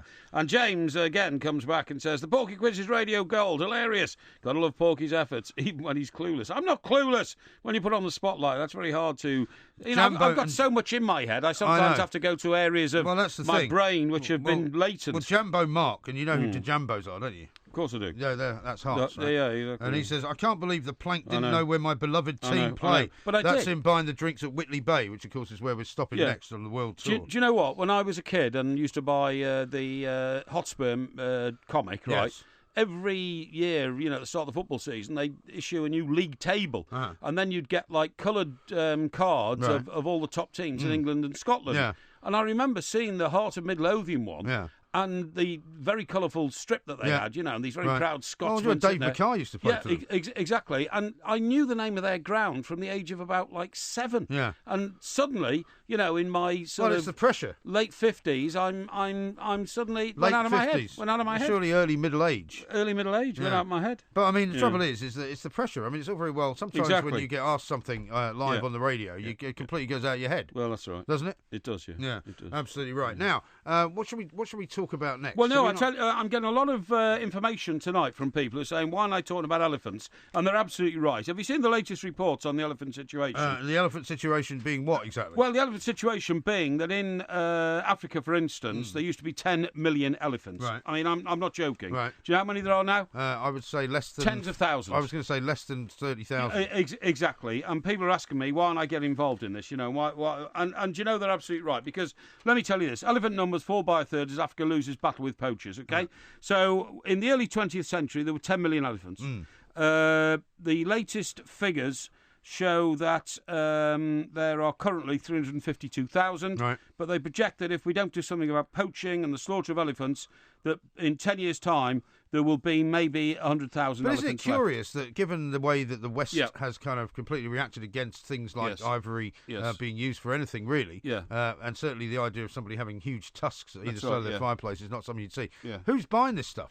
Well, the thing is, they had a chance to sort it all out when they seized about 50 tons of ivory. Do you remember last year? Yes. And do you know what they did? They burnt it. What a stupid thing to do, because that then meant that the 50 tons of ivory, which had already been extracted from elephants, could have been put onto the world market. Yeah, but I suppose they couldn't be seen to be encouraging the sale of it, could they? Well, not encouraging the sale, but what I'm saying is it's supply and demand. Yeah. Because that 50 tons of ivory was burned. I didn't know you could burn ivory, actually, I didn't know you could but they did. That meant that there's no ivory in the world left, and they go after more elephants. They should have flooded the world market with it, and that would have reduced demand. But it could have had the opposite effect as well. It could have made more people think, well, I didn't get any of that lot, so I'll need some more of the next lot, or something like that. Well, I mean, I can understand why they wouldn't want to put it out there on the market, because then they'd be accused of being complicit in the sale of poached products. Well, by burning it like that, all they did was they got rid of a huge cache of ivory, which in my view could have tempered the market. Now, let me read you some of this report from the reports I've been saying. Severe declines in the number of Africa's elephants could lead to local extinction of elephants in at least 6 countries where poaching is out of control. Yeah. Scientists have found that the number of elephants fell by 30%, which represents 144,000 in the last 7 years. Yeah. In the last 7 years. But most of this, without wishing to kind of lay the blame in any specific place, you'd have to think is going to somewhere like China, presumably, and also perhaps Russia, to where very wealthy people, and maybe even the Middle East. Yes. Where all the money is. Yes, that's well, absolutely right. The trouble is, when you get new emerging countries, they want. The demand suddenly spikes, and that demand causes, huge pressure on resources and all that kind of stuff. Some of the countries, such as Uganda, have recorded significant increases in elephants because they've got the poaching policy eradicated and they protect them. The number of elephants there went from fewer than 800 in the 1980s, that's how bad it got, to 4,864 today. Right. However, the authors of the latest report, which was published just yesterday, the Great Elephant Census, has warned that Angola, Mozambique and Tanzania had suffered massive declines that were much greater than previously known and expected. Yeah. A paragraph from the report says, Surprising and devastatingly low numbers of elephants were found in northeastern Democratic Republic of the Congo, northern Cameroon and southwest Zambia, and populations there face what they call local extinction. Yeah. Those countries may not have any elephants in 10 years' time. So what are they going to do about it, though? Well, what's their proposal to do about it? Well, there isn't. This is a report reaching out to governments, not just in Africa, but around the world, to offer aid to countries in Africa who are struggling against, very sophisticated poaching gangs, as you quite rightly said, maybe even sent from other countries that are trying to forest, for want of another word, ivory. And it's going to become a world situation. Yeah. I mean, I've said in the past quite blithely. I've said, who cares if the white rhino becomes extinct? Nobody's ever seen one. Which is trite. But it's pithy, isn't it? It's not something you really mean. But what I'm saying is, we all love elephants. I think so. Everybody does. They're very intelligent creatures, aren't they? I went to the Kruger National Park, and I saw a family of elephants cross the road in front of the vehicle I was in. And you just stop, and they come across, and they do literally one trunk to one tail, and maybe 14 or 16 of them. Yeah. And the way families of elephants work is that once the young male elephant becomes a bull elephant, he has to leave the family. Right. So you've actually got a mother elephant with lots of little elephants, Right. And that's the way they grow up. Now, the point is that they're very protective, and in being protective against poachers, usually the adult elephants lose their lives, and the smaller elephants are then so vulnerable, Because presumably they don't. I mean, I don't know whether they use them for anything other than ivory, do they? I mean, you know how like they don't some eat of them or anything like that. The gorillas and the bears and things that we see getting killed all over the place because of the, they want the gallbladder or they want the bile duct or something like that. They don't use anything else from the elephant, as far as I'm aware, do they? Funny enough, I can answer that from another paragraph in this report. It says most of Africa's elephants are poached for their tusks. The ivory is smuggled into China. You've just raised that point, actually, ahead of me saying this. The ivory is smuggled in China, the largest market, where it is carved into trinkets that are status symbols. Yeah. Most important is how people think and behave towards elephants, says Mr. Douglas Hamilton, one of the authors of the report. We have seen huge shift in the last couple of years in the attitudes of Chinese people towards elephants, and I'm hoping that might that might be the major driver of the ivory trade that can be changed, i.e. Chinese people to whom ivory was a complete novelty 20 or 30 years ago are now realising the cost of having an ivory trinket in their house. Well, let's hope they can come around to the same views that most of the rest of the world have got. It is shocking. It is shocking. I've seen elephants close up. I don't know if you have. I mean, look, we've been to zoos and seen elephants, which I think is appalling. I hate to see an elephant in captivity because they're such beautifully special beasts on the Great Plains where they're going. But I've seen, we were in a... You haven't got time to tell another story, though, because we've got to get out. I've seen an elephant eating a tree. Honest to God. Eating a tree? They pull all the foliage down with their trunk and they put it in their mouths. I've seen them eating a tree. All right, well, we'll talk about that a little bit later on because we're running right out of time because the time is upon us. Good evening, I'm Mike Graham, he's Mike Parry, you're listening to Two Mikes, we're here till 10 o'clock. Coming up in this hour, Peter Stringfellow is going to be joining us very shortly. I understand he's just been in Mallorca as well, Porky, so we might be able to exchange a few notes about that. And also, of course, we'll be talking as well to our man from Metro to find out what's coming up in his paper tomorrow. That is, of course, Chris Cowley, assistant editor of Metro. You can tweet us at the Two Mikes, at Mike Parry 8 or at IROMG. You're listening to the Two Mikes with me, Mike Graham, and Mike Parry on Talk Radio. Now, here's a story that I've just noticed might catch your eye. Do you ever been to the Gourmet Burger Kitchen? No. GBK, as it's known. There's one down in the Cut. It's one of these new kind of fangled... actually, it's round by Waterloo Station. Oh, yeah. One of these, what you might call newfangled sort of gourmet hamburger joints. Oh, right. Okay, and hamburgers are tremendous, right? There's a place called Byron's, which is just as good. And they cater for people who don't mind spending a bit more money. Yes. And not just going to a fast food joint. But you know what? They've just been sold to Wimpy. Okay. Wimpy, so of all people. Well, there's nothing wrong with it. You're talking about Wimpy, the original hamburger people? Wimpy, the original hamburger people, who are, of course, owned by somebody called Famous Brands. Yeah. Right? And apparently... in Popeye, by the way. In Popeye. You know the fat guy in Popeye used to eat hamburgers all the time. He was called Wimpy. Bluto, wasn't he Bluto? No. Bluto was the villain. Yeah. Wimpy was the rather nice guy. Oh, was he? I don't remember that. I don't remember Popeye quite as well as you do, obviously. Okay. Yeah. GBK has grown to 75 restaurants since it was bought from its founders in 2010 by some South African private equity company. Right.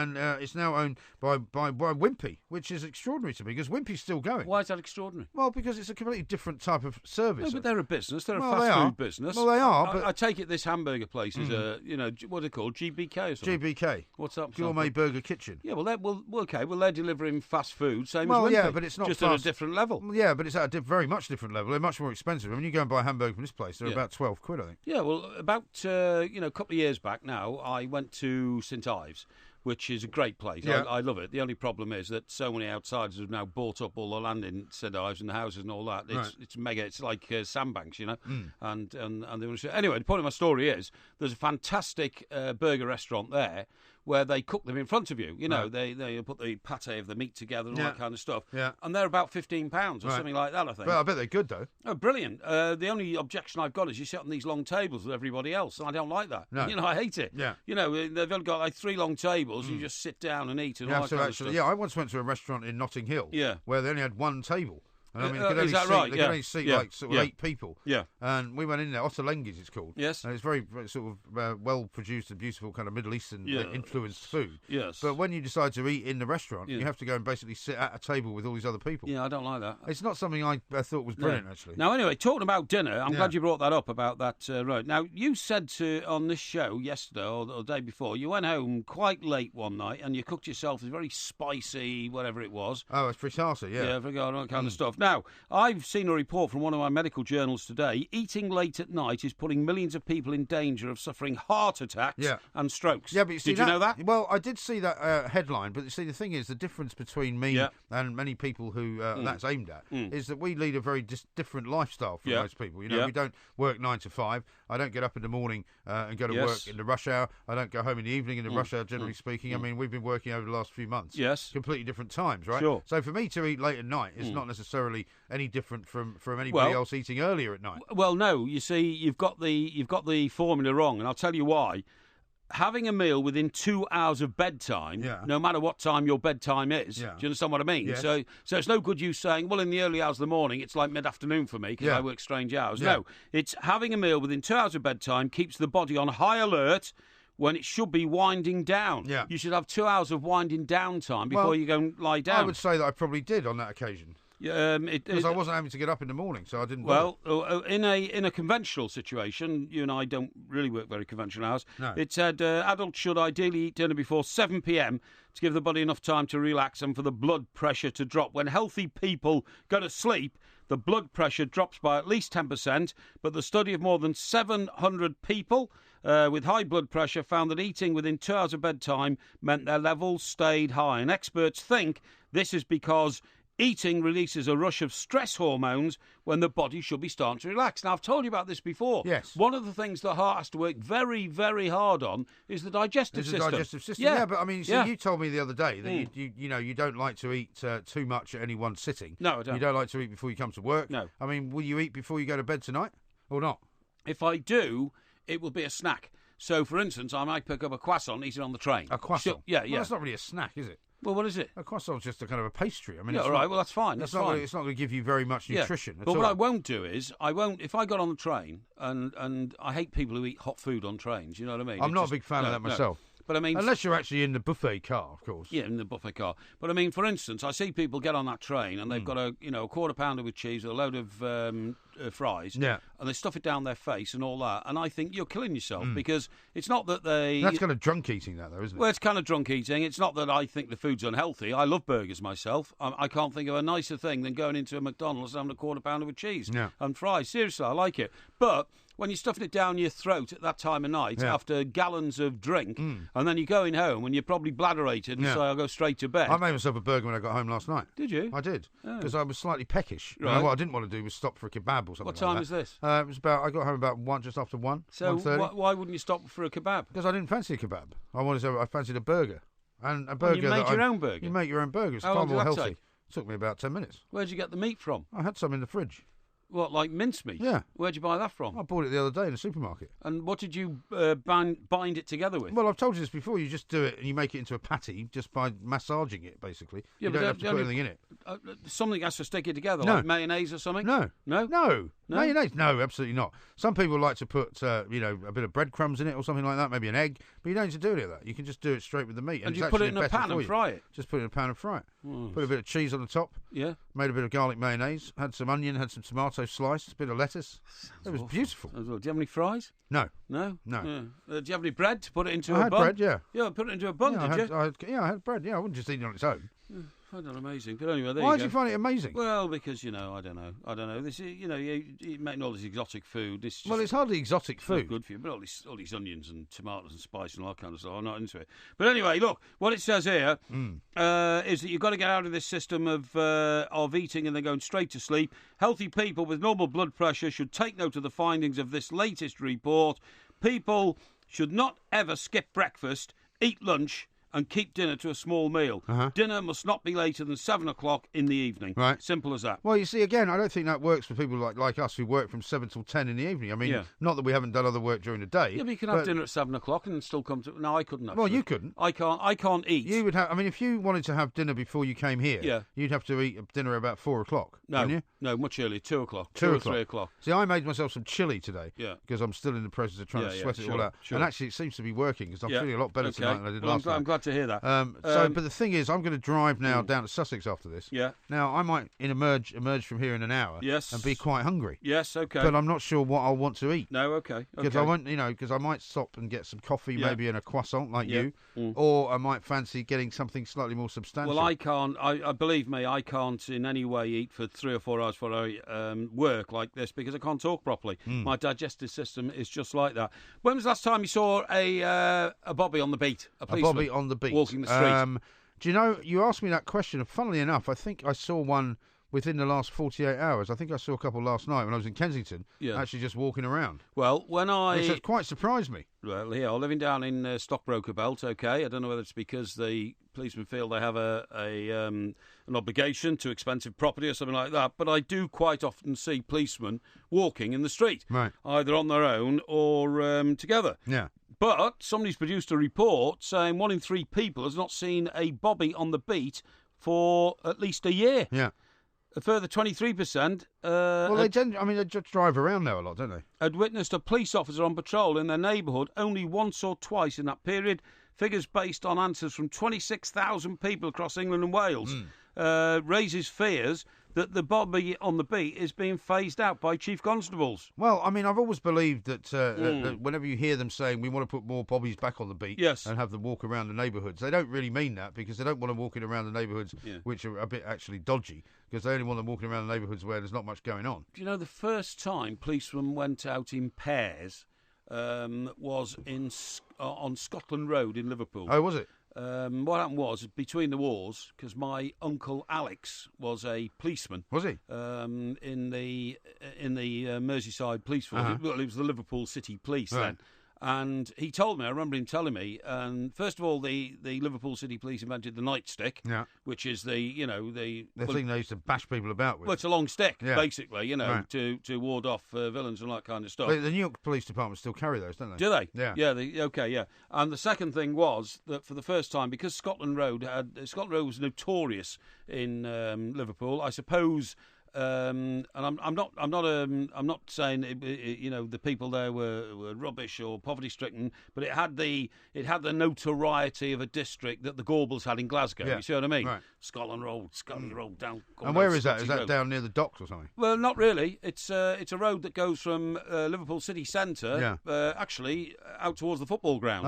To Anfield and Stanley Walton. Park. And that's right. Yeah, that sort of thing. You're gonna have to show me around Liverpool a bit, aren't you? Because we've only been there once together. That's true. And we didn't really have much of a chance to look around the place. No, we had didn't we have a contretemps at an Italian restaurant? Well, we didn't really have a contretemps. Didn't I send over some ladies a bottle of wine because I was being generous? No, you wanted to, but I was trying to persuade you not to, and I was trying to get you home, basically, before anything kicked off. But anyway, they because it was...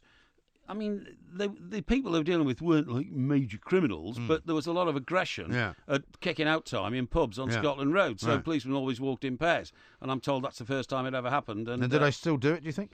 No, because I bet they don't.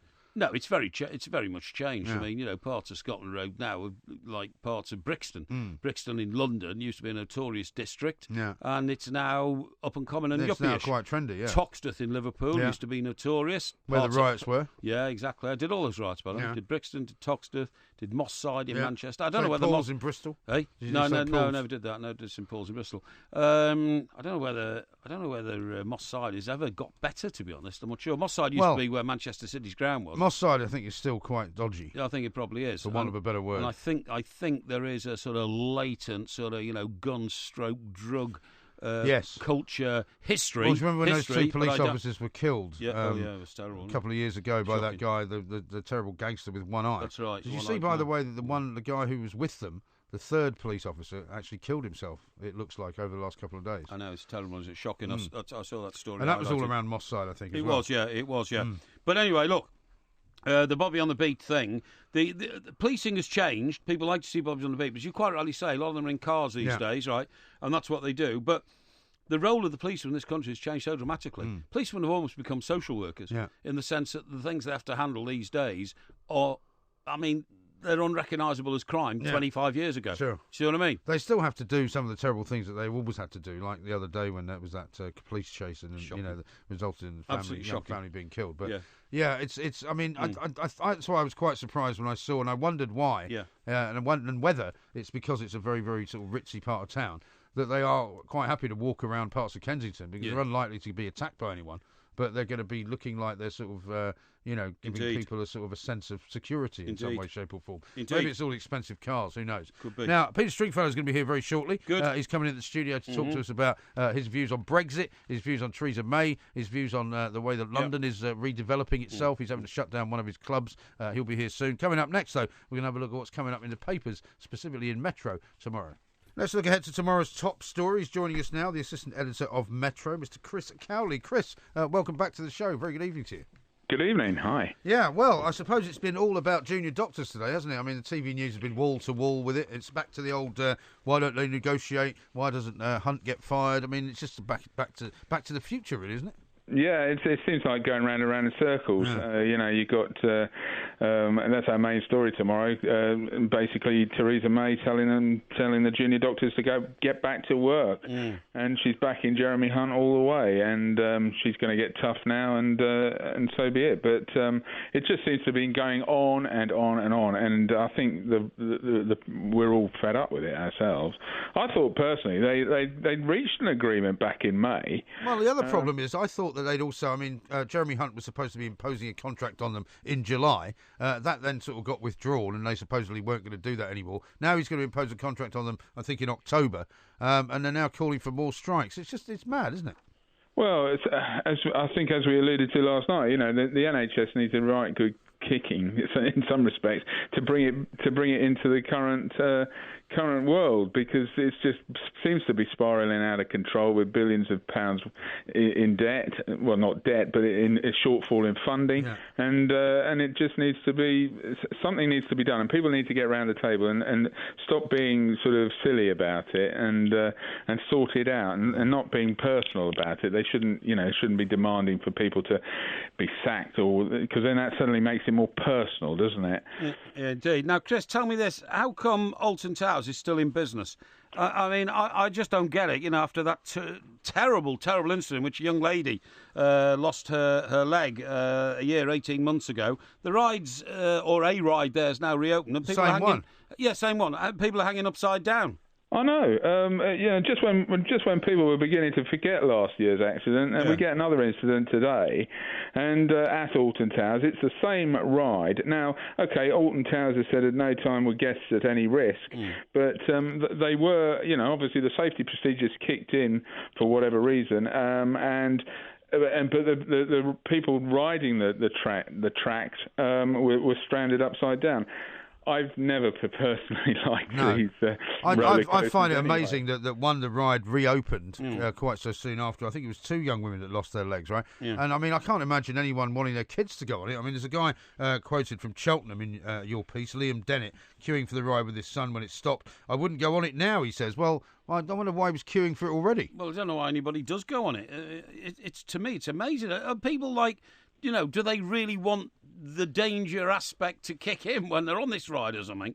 I don't know. I suppose people have this sort of thrill-seeking way about them, and it's adrenaline rush, etc., etc. But I think it's almost toxic, this ride now. They need to maybe scrap it all together and bring in something else, and then because otherwise it's just got a bad name for itself, really. And I'm sure the people that run Alton Towers would say that will be inevitably what will end up happening. Well, they've they've got a lot of other rides that people use, year in, year out without any problems at all. But this kind of thing, can close down a company for good, can't it? Well, I'd have thought so. I mean, you're absolutely right, Chris. Why didn't they even rename it? Instead of just saying, "Oh, it's the Smile." Oh, is that the one the young ladies lost their legs on? Yes, it was. Moving on, Chris. I love your front page here, and I particularly like the picture on the left. How I pulled Bex by Posh Spice, but unfortunately we haven't got the story. So you better tell us the story that you've trailed on the front on page 3. How did she pull Bex? Oh, well, she sort of she planned to sort of target him at the Manchester United ground, etc., etc., and she's been talking about it in one of the magazines, and so yes, it's quite fun, but I don't have it actually in front of me at the moment, so I can't recall it off the top of my head. That's okay, don't worry. Well, I'm sure she didn't use any nefarious means. I'm sure it was just the sort of thing that most ordinary women would do when they're trying to hook a footballer, although she wasn't quite an ordinary woman at the time. Well, I'm not sure about that. And I also see, Chris, you're covering the story we've already touched on tonight in amazement. Trump, I'll still build my wall. What angle are you taking on that? Well, we're just. I mean, he's basically, after last night. We had him talking last night, and he said he was going to do the wall again. But today he's come out and said he's still going to make Mexico pay for it, and it's going to cost billions. I can't remember the figure on it, but it's going to cost something like $12-15 billion, I think. Yeah. It costs more than that because he said it's going to be a very big wall. I mean, if they actually ever embark on anything this mad, they'll be building it for about 15 years, won't they? Because I mean, they'll just keep having to add new bits onto it. They'll realise that a bit over here wasn't quite ready. And then one final story, which we've been had our attention drawn to, interesting one. Majority of Britons want burqas banned. Chris, now, I mean, I suppose this is quite a contentious story because people will always ask exactly who was actually asked this question and which pollster was used. Well, it was a YouGov survey, and surprise, surprise, support was found to be strongest among UKIP voters. Really? Yeah, surprised me, that one. And the over 65s. And the over 65s. It turns out that the younger people, a lot of people in the 18 to 24-year-old bracket, 40% of them are against the ban. But it's one of those sort of things that will never probably happen in this country because we're a much more tolerant society than other parts of the world. But I can understand when people sort of say, well, what if I set myself up as a religion with a balaclava as our sort of face piece thing? What would happen then? But it's just, I don't know. It's one of those ones that people will talk about. I know a lot of people who are pretty anti it when. It's, say, in the service industry, or if you're in a bank or something, and somebody comes to the counter in a crash helmet, they'll be made to take it off. Yeah.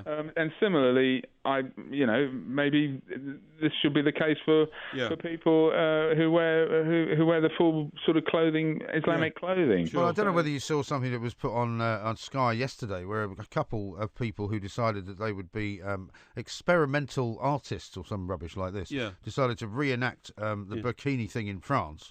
And basically acted out. One guy dressed as a policeman trying to tell a woman who was wearing a burkini to take it off, and then actually attempted to pull it off her. Yeah. But because he wasn't actually a real policeman and she wasn't actually anything other than an actress, it was all done to see what the reaction would be, which seemed to me one of the most idiotic things that anybody ever came up with. That's right.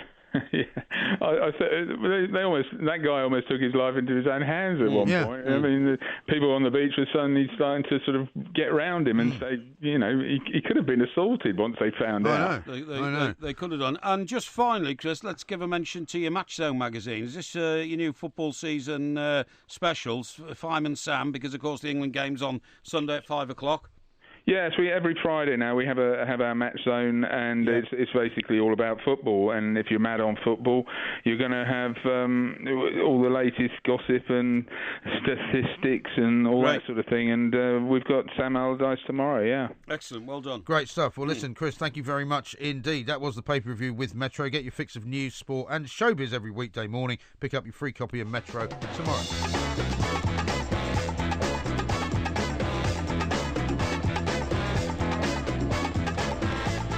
I'm Mike Graham, he's Mike Parry, we are the two Mikes. I'm delighted to say we're joined for the last part of the show by a very special guest, Mr. Peter Stringfellow. Very good evening to you, Peter. Good evening to you guys too. Thank you very much indeed for joining us. Now, I've just discovered that you and Mr. Parry go back a very long way. We do, but I promised him not to tell any stories about him if he doesn't tell any about me. Okay, well, exactly. Well, fortunately, he won't be able to tell any about you because he doesn't remember any of them, basically. Well, that's probably true. I mean, he can't remember what we did in Edinburgh last weekend. We went up there for the festival and he just failed on the quiz. He got, 2 out of 10? 2 out of 10, I'm afraid. Actually, it goes beyond Stringfellow's in London. I'm a Chester boy, and the greatest thrill to me when I got my first Vauxhall Viva was to shoot down what was then the A56. The M56 hadn't even been built, right? Get to Manchester and get into your club there. And I swear that my memory tells me you did have zebra-striped couches in the Millionaires Club in Manchester, did you? Are you ready for this, Mike? I'm ready. No, we didn't. Well,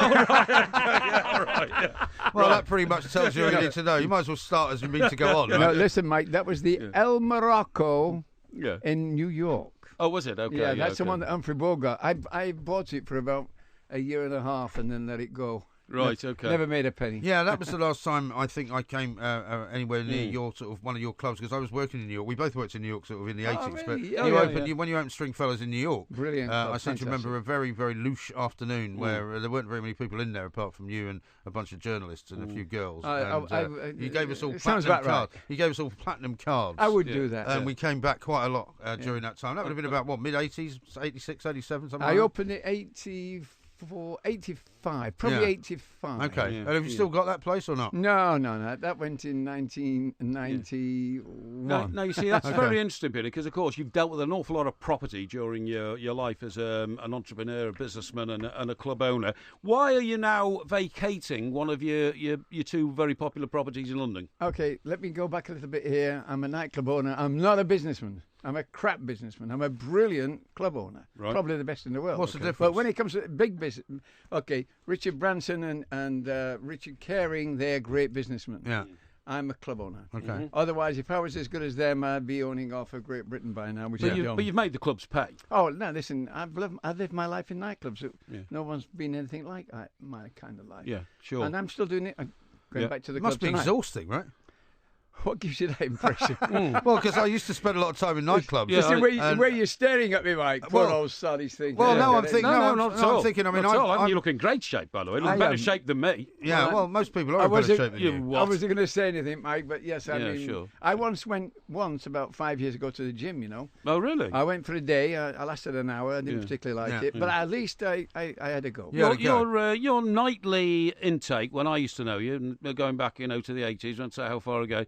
I think it was a bottle of wine and at least 6 gin and tonics or vodka and tonics, something like that. Mike, I'm talking to the mic now. Mike, what's his memory like? What are you on about? Yeah, I mean, I asked him where we went for dinner last Friday night in Edinburgh, and he couldn't remember the name of the restaurant. Okay, let me just tell you. The story is I would drink a bottle of white wine with my meal and then go on to vodka and tonic. Well, there you go. I said gin or vodka. I got vodka right. You got gin right. It was a pretty good guess. Gin or vodka. Yes, I would drink myself crazy and then... for year after year after year. In fact, I lived above Stringfellows for 12 years. I had a brilliant time. That's right. That's the one in St Martin's Lane, right? Yeah. Yes, and it's still there. Yeah, because I remember was it Pineapple Park, the place that used to be next door to it? No. What was that called? You guys are hilarious. What was it called? Yeah. That was called the Peppermint Park. Peppermint Park, that was Park, it. That's right. Peppermint Park. I used to go there quite a lot, and then we'd end up in Stringfellows later on. Yeah. And you sort of turned it all around and turned it into what is now referred to as, I guess, lap dancing. Right? No, not lap dancing. We're a gentleman's club. We're an adult entertainment. Yes, a gentleman's sophistication club. with women. And is that a more profitable business than it was just as a regular nightclub? Absolutely. Is it? Thank God for that. Amazing. Yeah. So, getting back to the original question, you've had to give up one of your properties, or you've chosen to. Tell us a story there. Okay, listen. In a few weeks' time, I'll be 76. I've been up and down around the world with various nightclubs. I've had New York, Miami, Beverly Hills, Paris. I even was in Dublin for a little while. That's a great story. You should ask me that one day. Well, we've got time for that. Yeah. No, we'll get to it in a minute. No, but all my Irish friends from Dublin, no, they haven't, no. But the fun side of my life now is that I've got two of the greatest clubs. But the landlord rang me up of Angels in Soho and made an offer that simply could not be refused. He wants to buy it back, the lease, that is, because he's opening, I think he's going to open a magnificent big Soho hotel. Okay. And he's not confirmed that, and they're one of the biggest property companies in the world, if not certainly London. Does it worry you, sorry, Peter, that places like that, because we did a story the other night about a Kensington pub which has been closed down because they so hiked the rent, they wanted the guy to move out to turn it into a block of flats? Okay, do you want to see me cry? We're going to talk about rent. No, exactly. So the answer is that the rents in the West End are astronomical. But that wasn't the reason. I mean, rents go along with business, and that's... Well, I said I'm not a businessman, I'm a club owner. It goes along with business. So the whole point of that was that the offer he made me was tremendous. And it was, okay, I've got 10 more years to go. And so I did the deal with him, and it was quite a few million, and I'm very happy. I can't imagine why. The point of it, guys, is I'm back at Stringfellows and all the power. I've even changed the interior and make it look a little bit like Angels, because everybody loves Angels as well. Right. And therefore I'm back with the best club in the world. What do people get now when they come to Stringfellows? Please, no, seriously. Depends how much money they've got, mate. Well, exactly, yeah. No, it's good answer. So what do they get? It's the truth. Yeah, go on. Well, £20 you walk in, unless it's before 11, and it's now, we operate like a bar before 11, which is a very interesting bar, because I've got a stage off at the bar with 3 beautiful girls taking the clothes off. Yeah. Around the bar area, there'll be another 20 or 30 girls, and that increases during the night to about 50, 60 girls. And if you wish to have a private dance with one, that's £20 a dance. If you'd like to stay with it a little longer, it can be as much as £400 an hour. The girls are very beautiful, very gorgeous, very smart, and will talk to you as long as you talk to them. But yes, it's an adult entertainment. Now, before any women who listen to this start shouting at me, it's not a feminist thing at all. Girls, they've worked for me because they want to. And not only that, they're smart. Right. And they work for a little while, then they go back into the other world and off they go. You regard intelligence in a woman as important as what she looks like, do you? Not necessarily, no. Well, why would you ask that question? Because Peter has said twice they're very smart girls, yeah? Well, they are. I'm just telling you the truth of it. The truth is, the idea of a girl just taking her clothes off is not what it's all about at my club. Sure. They've got to be smart as well. They've got to be intelligent, they've got to be able to talk, and they've got to do all that kind of stuff. The personalities does come into it. Yes. The most money earned by the girls is not by the prettiest. It's by the girl who actually can talk and keep a conversation. And in London, is it the same as in New York, for example, now, where they sort of started off with Scores and all those places, Spearmint Rhino and all that sort of stuff, that then some of it came over here? A lot of women go to those clubs as well. In America, they feel as though it's not necessarily a bad thing for women to go along with their friends or to go with their boyfriends and all that. Does that happen here? I get the sense it doesn't. Yes, on a Saturday. Not so much. Listen, in a couple of weeks' time, my Saturday's going to be called Boogie Nights. We're going to play disco. Here's something funny. So I said to all my girls, I have a meeting today again. I said, look, in about 3 weeks' time, we're going to start Saturday night, Boogie Nights. You know that Saturday night is when guys bring their girlfriends out sometimes, and occasionally the wives as well, you know. And I said, Boogie Nights, where all the girls are going to dress as go-go. And it all went quiet. And one goes, Peter, what is a go-go? Of course, the age bracket I'm talking to have never been go-go's. They don't know what go-go is. So we've had to show them films of Saturday Night Fever. Showing Boogie Nights. John Travolta. And you name it. So we're going to do that on a Saturday. The rest of the week, no, we don't see that many women. So you've got a dance floor? You still got a dance floor in Stringfellows? No, I've got 2 little areas of Stringfellows, which are like private little clubs, which have a small dance floor. Mike, if you're that kind of guy, you can come in with the other Mike, 2 of you. Yes. You take 8 girls.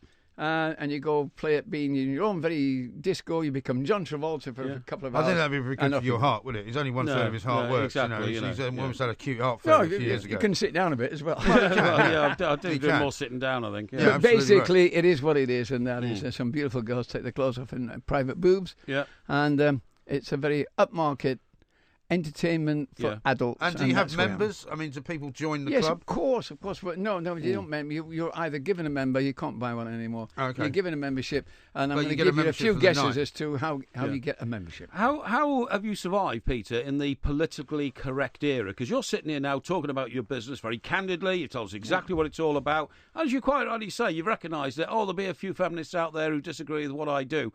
Have you had a lot of pressure from the politically correct brigade to sort of, maybe, I don't know, change your business or anything like that? Mike, in the 60s, my first application for an alcohol license in one of my clubs was turned down 3 times. And that was outrageous. To have a nightclub that I wanted until 2 o'clock with alcohol was immoral. Right. I've been through all that. I've done all that. Yeah. You know, what the girls... And now I'm in an entertainment business. It is a man's world, but the girls and the smart ones understand what we're doing, what we do. The guys don't come to pull the women at my club. If you want to do that, you go to a bar in Mayfair or somewhere else. There's any number of hotel bars where you could get quite an unfortunate experience. Well, I wouldn't call it unfortunate. It depends what you depends on, exactly. But I mean, yes, that's not what they're at my club for. My club is a form of adult and male entertainment, and some women like it too, especially show business girls. Yeah. Claire Sweeney, do you like Claire Sweeney? She's one of my favourite girls. Oh, Claire Sweeney's a Scouser. She was in here a couple of weeks ago. Fan. She's always in the club. She brings all her friends in, and to her, she can relax in there, and that's where she can have fun. And it's a lot of footballers as well? No, we don't see footballers. I'll tell you why we don't see footballers anymore, because they earn that much money. They do their own thing. They do their own thing. I'm sure we all know the same kind of stories. They do their own thing. They don't come to my club to see my guys. So if you're having to vacate one building, you're going to concentrate back on Stringfellow. Absolutely. Does that mean that you've got your eye on perhaps another opportunity somewhere in the West End? Now, I've got my eyes on my beautiful wife and my 2 babies. I've got a 3-year-old little girl called Rosabella. I've got a little boy called Angelo, 11. My son's sitting behind me. He's 50. You are 50, aren't you, Scott? Yes. I keep getting mixed up. My daughter's 53. My eldest grandkid's 27. My youngest is Scott's daughter. She's 12. Right. 12. Look at that. Okay. The memory's still there, Mike. But nevertheless, you've got that Mick Jagger scenario going on, where you've got children who are actually younger than your grandchildren. Yeah, but the big thing about difference between me and Mike is that I keep mine and they become a family. Right. Now, whereas like Ronnie Wood, he started a family again. Me and Ronnie embrace him. You got twins, Mick Jagger's having kids and goodbye. Sure. And as far as your young kids are concerned, I mean, you say your son's sitting here at 50. He looks very good for 50. Actually. He looks pretty good. Yeah. Looks very good for 50. I look after him. So what do you say? I mean, what do you say, or what have you always said to your kids when you're bringing them up and say, well, this is what Daddy does for a living? Would you like to come to the office with me? You've got the wrong man. You should be interviewing Scott. He's got some great stories. Right. Yeah. I remember coming home once in the 70s. I came home at some particular time. I opened the door, and my son Scott and my daughter were sitting on the steps from the bedroom coming down. I said, "Hey, you two, wait, get back to bed immediately." And he goes, "Daddy, it's 8 o'clock in the morning." Yeah, exactly. And you just come home from work. But that's what I mean. I mean, working overnights or running a club. I mean, your life can't be completely normal when you've got a family, can it? No, of course not. You are coming home at 7, 8 o'clock in the morning. My life has been peculiar to me. I've had a wonderful life, still continue to do so. Got married again, and here I am starting a new family. Yeah. So really, I'm getting a taste of the normal life somewhat, which I've had in the past, and it's gone. I'm back again. Right. Are you trying to do it differently this time around then? No, I did it quite right the first time round. Peter, sticking on business and nightclubs, because we want to move on to more like political things, like I'm saying. But nightclubs, one thing has always intrigued me. You came down to London, you opened a club, Stringfellows. It was massively successful.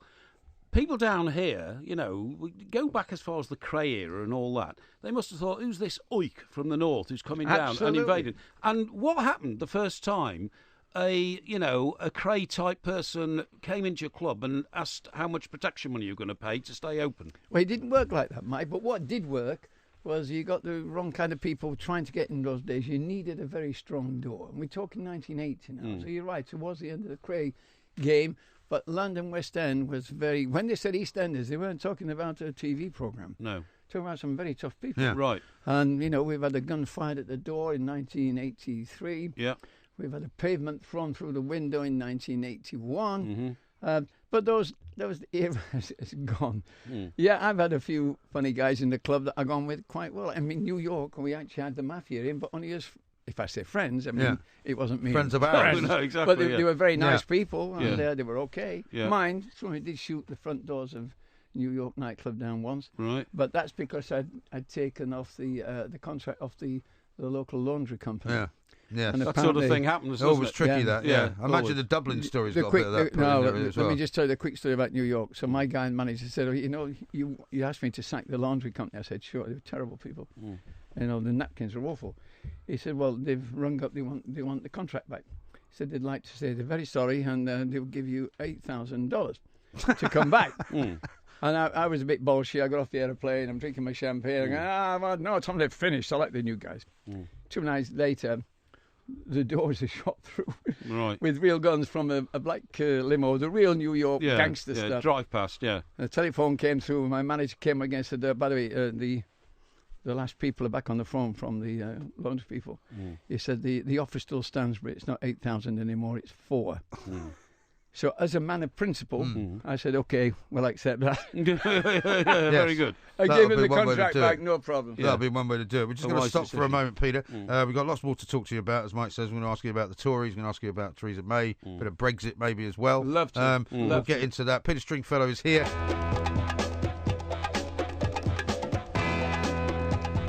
I'm Mike Graham, he's Mike Parry. Peter Stringfellow is here, filling us in on what his plans are for the next few months and maybe years as well.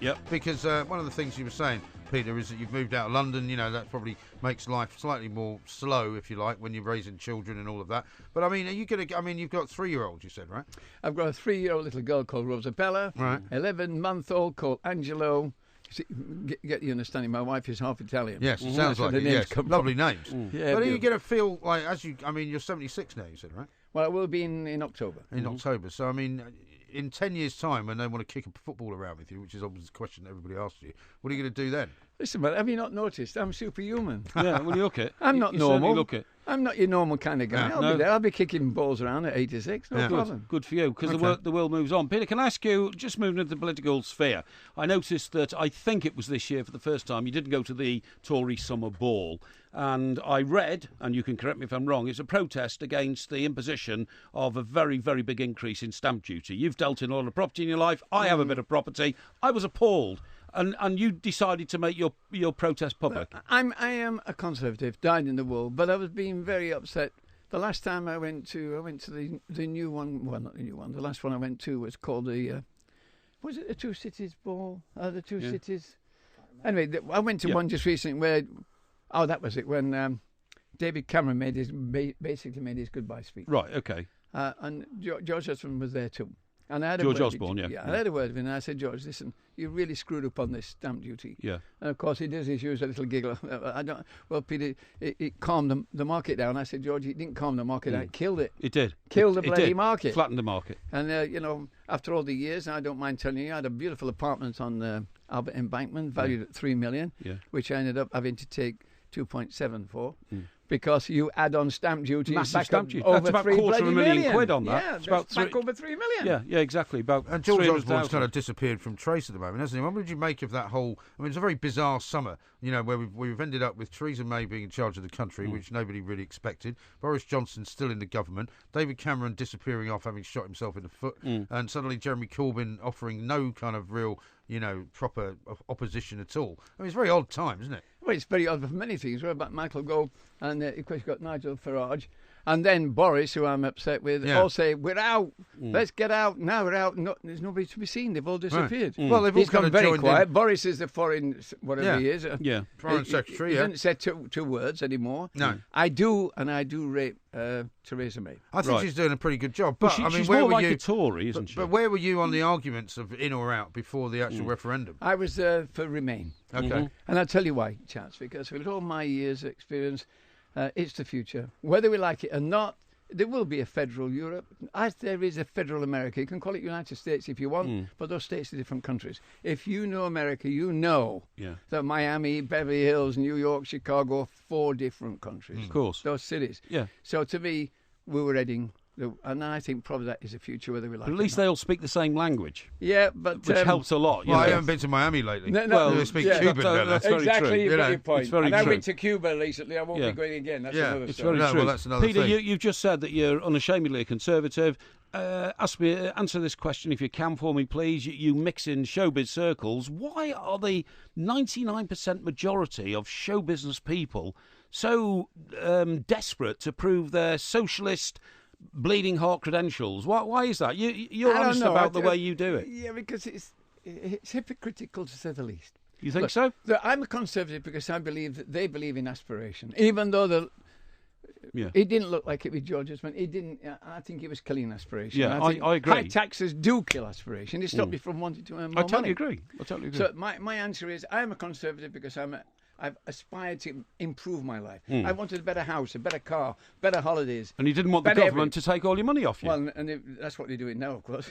45%, that should be a maximum 40% personal. Because I do pay, as you can imagine. Yes. I do pay 45%. Huge I do taxes, earn a great salary from my own company. Yes. And I think at my age, I deserve every bloody penny I get. So the idea, let me also answer something else. We didn't finish it, Mike. Brexit. I'm now Brexit. And the reason is we are Brexit, so we've got to be Brexit. Yeah. We're out. Let's make the best of it. And now I'm waving flags like everybody else. Yeah. Brexit is a romantic idea, whereas Remain is a business idea. They've thrown the business through the window. We're left with romance. Okay, I'm a romantic. Let's go. Do you not think they're just going to keep it going for a few years, though, on the basis that we can't do anything yet? You know, Article 50 is not going to be triggered for another couple of years, maybe 3 years down the road. By that time, everyone will have forgotten about UKIP. Everyone will have forgotten about why they wanted to get out in the first place. And they'll go, you know what? Let's have another referendum. I would believe that had Theresa May not burnt her bridges. Yeah. You know? Yeah. She has said there's no going back. And I've been quite amazed how definite she was. She's definitely got that. Yeah, she did that this week, didn't she? We are, and it was in the papers again today, we are going forward. Have you met her? Have you met Theresa May? Yes, I have met her. I've got a lovely photograph of her, myself and my wife. Okay. At one of the, a lovely lady. Was she Home Secretary then? Yes, she was. Yeah, Only just, at the time she didn't know. It was a matter of, I would say, a week before Boris was stabbed by Mike and off we went into another world. Okay. Yeah. Have you ever been offered any sort of... It's not one of her Stringfellows, I presume. No, not yet. No. Have you ever been offered a political honour, Peter? Because you are one of the few outspoken, very, pro-Tory, shamelessly pro-Tory people. Yeah, well, when it was in the paper that David Cameron was honouring all his what did he call them? Well, I mean, his buddies. It was simply him rewarding all his cronies. Apparently, I'm not a crony. You're not a crony. I got nothing. Right. Okay. And that was very upsetting. I thought I could have been a crony. Yeah. And I would have accepted a lordship with no problems. Exactly. But I mean, in this, not a knighthood, maybe. In this particular, knighthood. Yeah, in knighthood. But I'd rather be sir than lord. Exactly. But I mean, it's becoming. I mean, part of the problem now in society is that everybody's now being judged not only by the day but by the second. You're on Twitter, as you've got a Twitter account. I don't know how active you are. But I mean, a number of things that are now driven by what people think on Twitter, which is a nonsense in a way, because so much of what opinion is on there is only really one type of opinion, isn't it? Well, I came late to Twitter because it's not quite me. However, yes, I'm on Twitter, folks. I think it's PJ Stringfellow. And my club's on Twitter too. But this is how I describe Twitter. It's like going to somebody in the street you never met and go, excuse me, what's your opinion of me? Yeah. I mean, are you bothered? No. But on Twitter, you are. Yeah. I'm having a bit of fun with it now. It took me a long time to enjoy Twitter. Yeah. Okay. I've gotten. You have to not take it too seriously. After tonight, no one said anything nasty yet. I suppose I'm going to get a little bit. Well, you might get something nasty. Well, I very much doubt it. He gets a lot of abuse on Twitter, but he gives loads out as well. I do, particularly on a Saturday night. I keep switching questions to you because time is short. It's the 70th birthday of Barry Gibb today. How important has Barry Gibb been to you in your business over the years? As important as John Travolta and Saturday Night Fever. Yeah. I like Barry, always have done. He was one of the best-looking pop singers in the world. It's getting on a bit. Looks a bit older than me, and I'm older than him. Yes, but I liked his brothers, and they're all passed away, as you well know. And did you used to mix with these guys in somewhat, the 80s? Yeah, in our times we bumped into each other. No, we weren't the best of mates. They lived in Miami when I lived in Miami. Yes, they came originally from Manchester. Is that right? Isle of Man, and Manchester. Yeah, he did something about Manchester. Yes. We never met. We didn't meet until they were big stars. Yeah, and I can't say that Barry's a big mate of mine. I wish he was. But what about the effect of their music? Because I mean, you were the disco king; they were the king of the disco record. You got time for a quick story about John Travolta and Miami Club? Oh, definitely. Came into my Miami Club, and of course I said, Peter Stringfellow, it's easy to talk to anybody when you tell me you own the club. Yeah. Hi, Peter, I own the place. Yeah. So it's great to see. So myself and John are talking. I said, John, will you do me a favour? So, can you have a photograph took with me on the dance floor with your hand in the air and your finger? Yeah. He went, absolutely not. I said, he said, I hate it. I hate Saturday Night Fever. It's ruined my life. I said, whoa, hold it.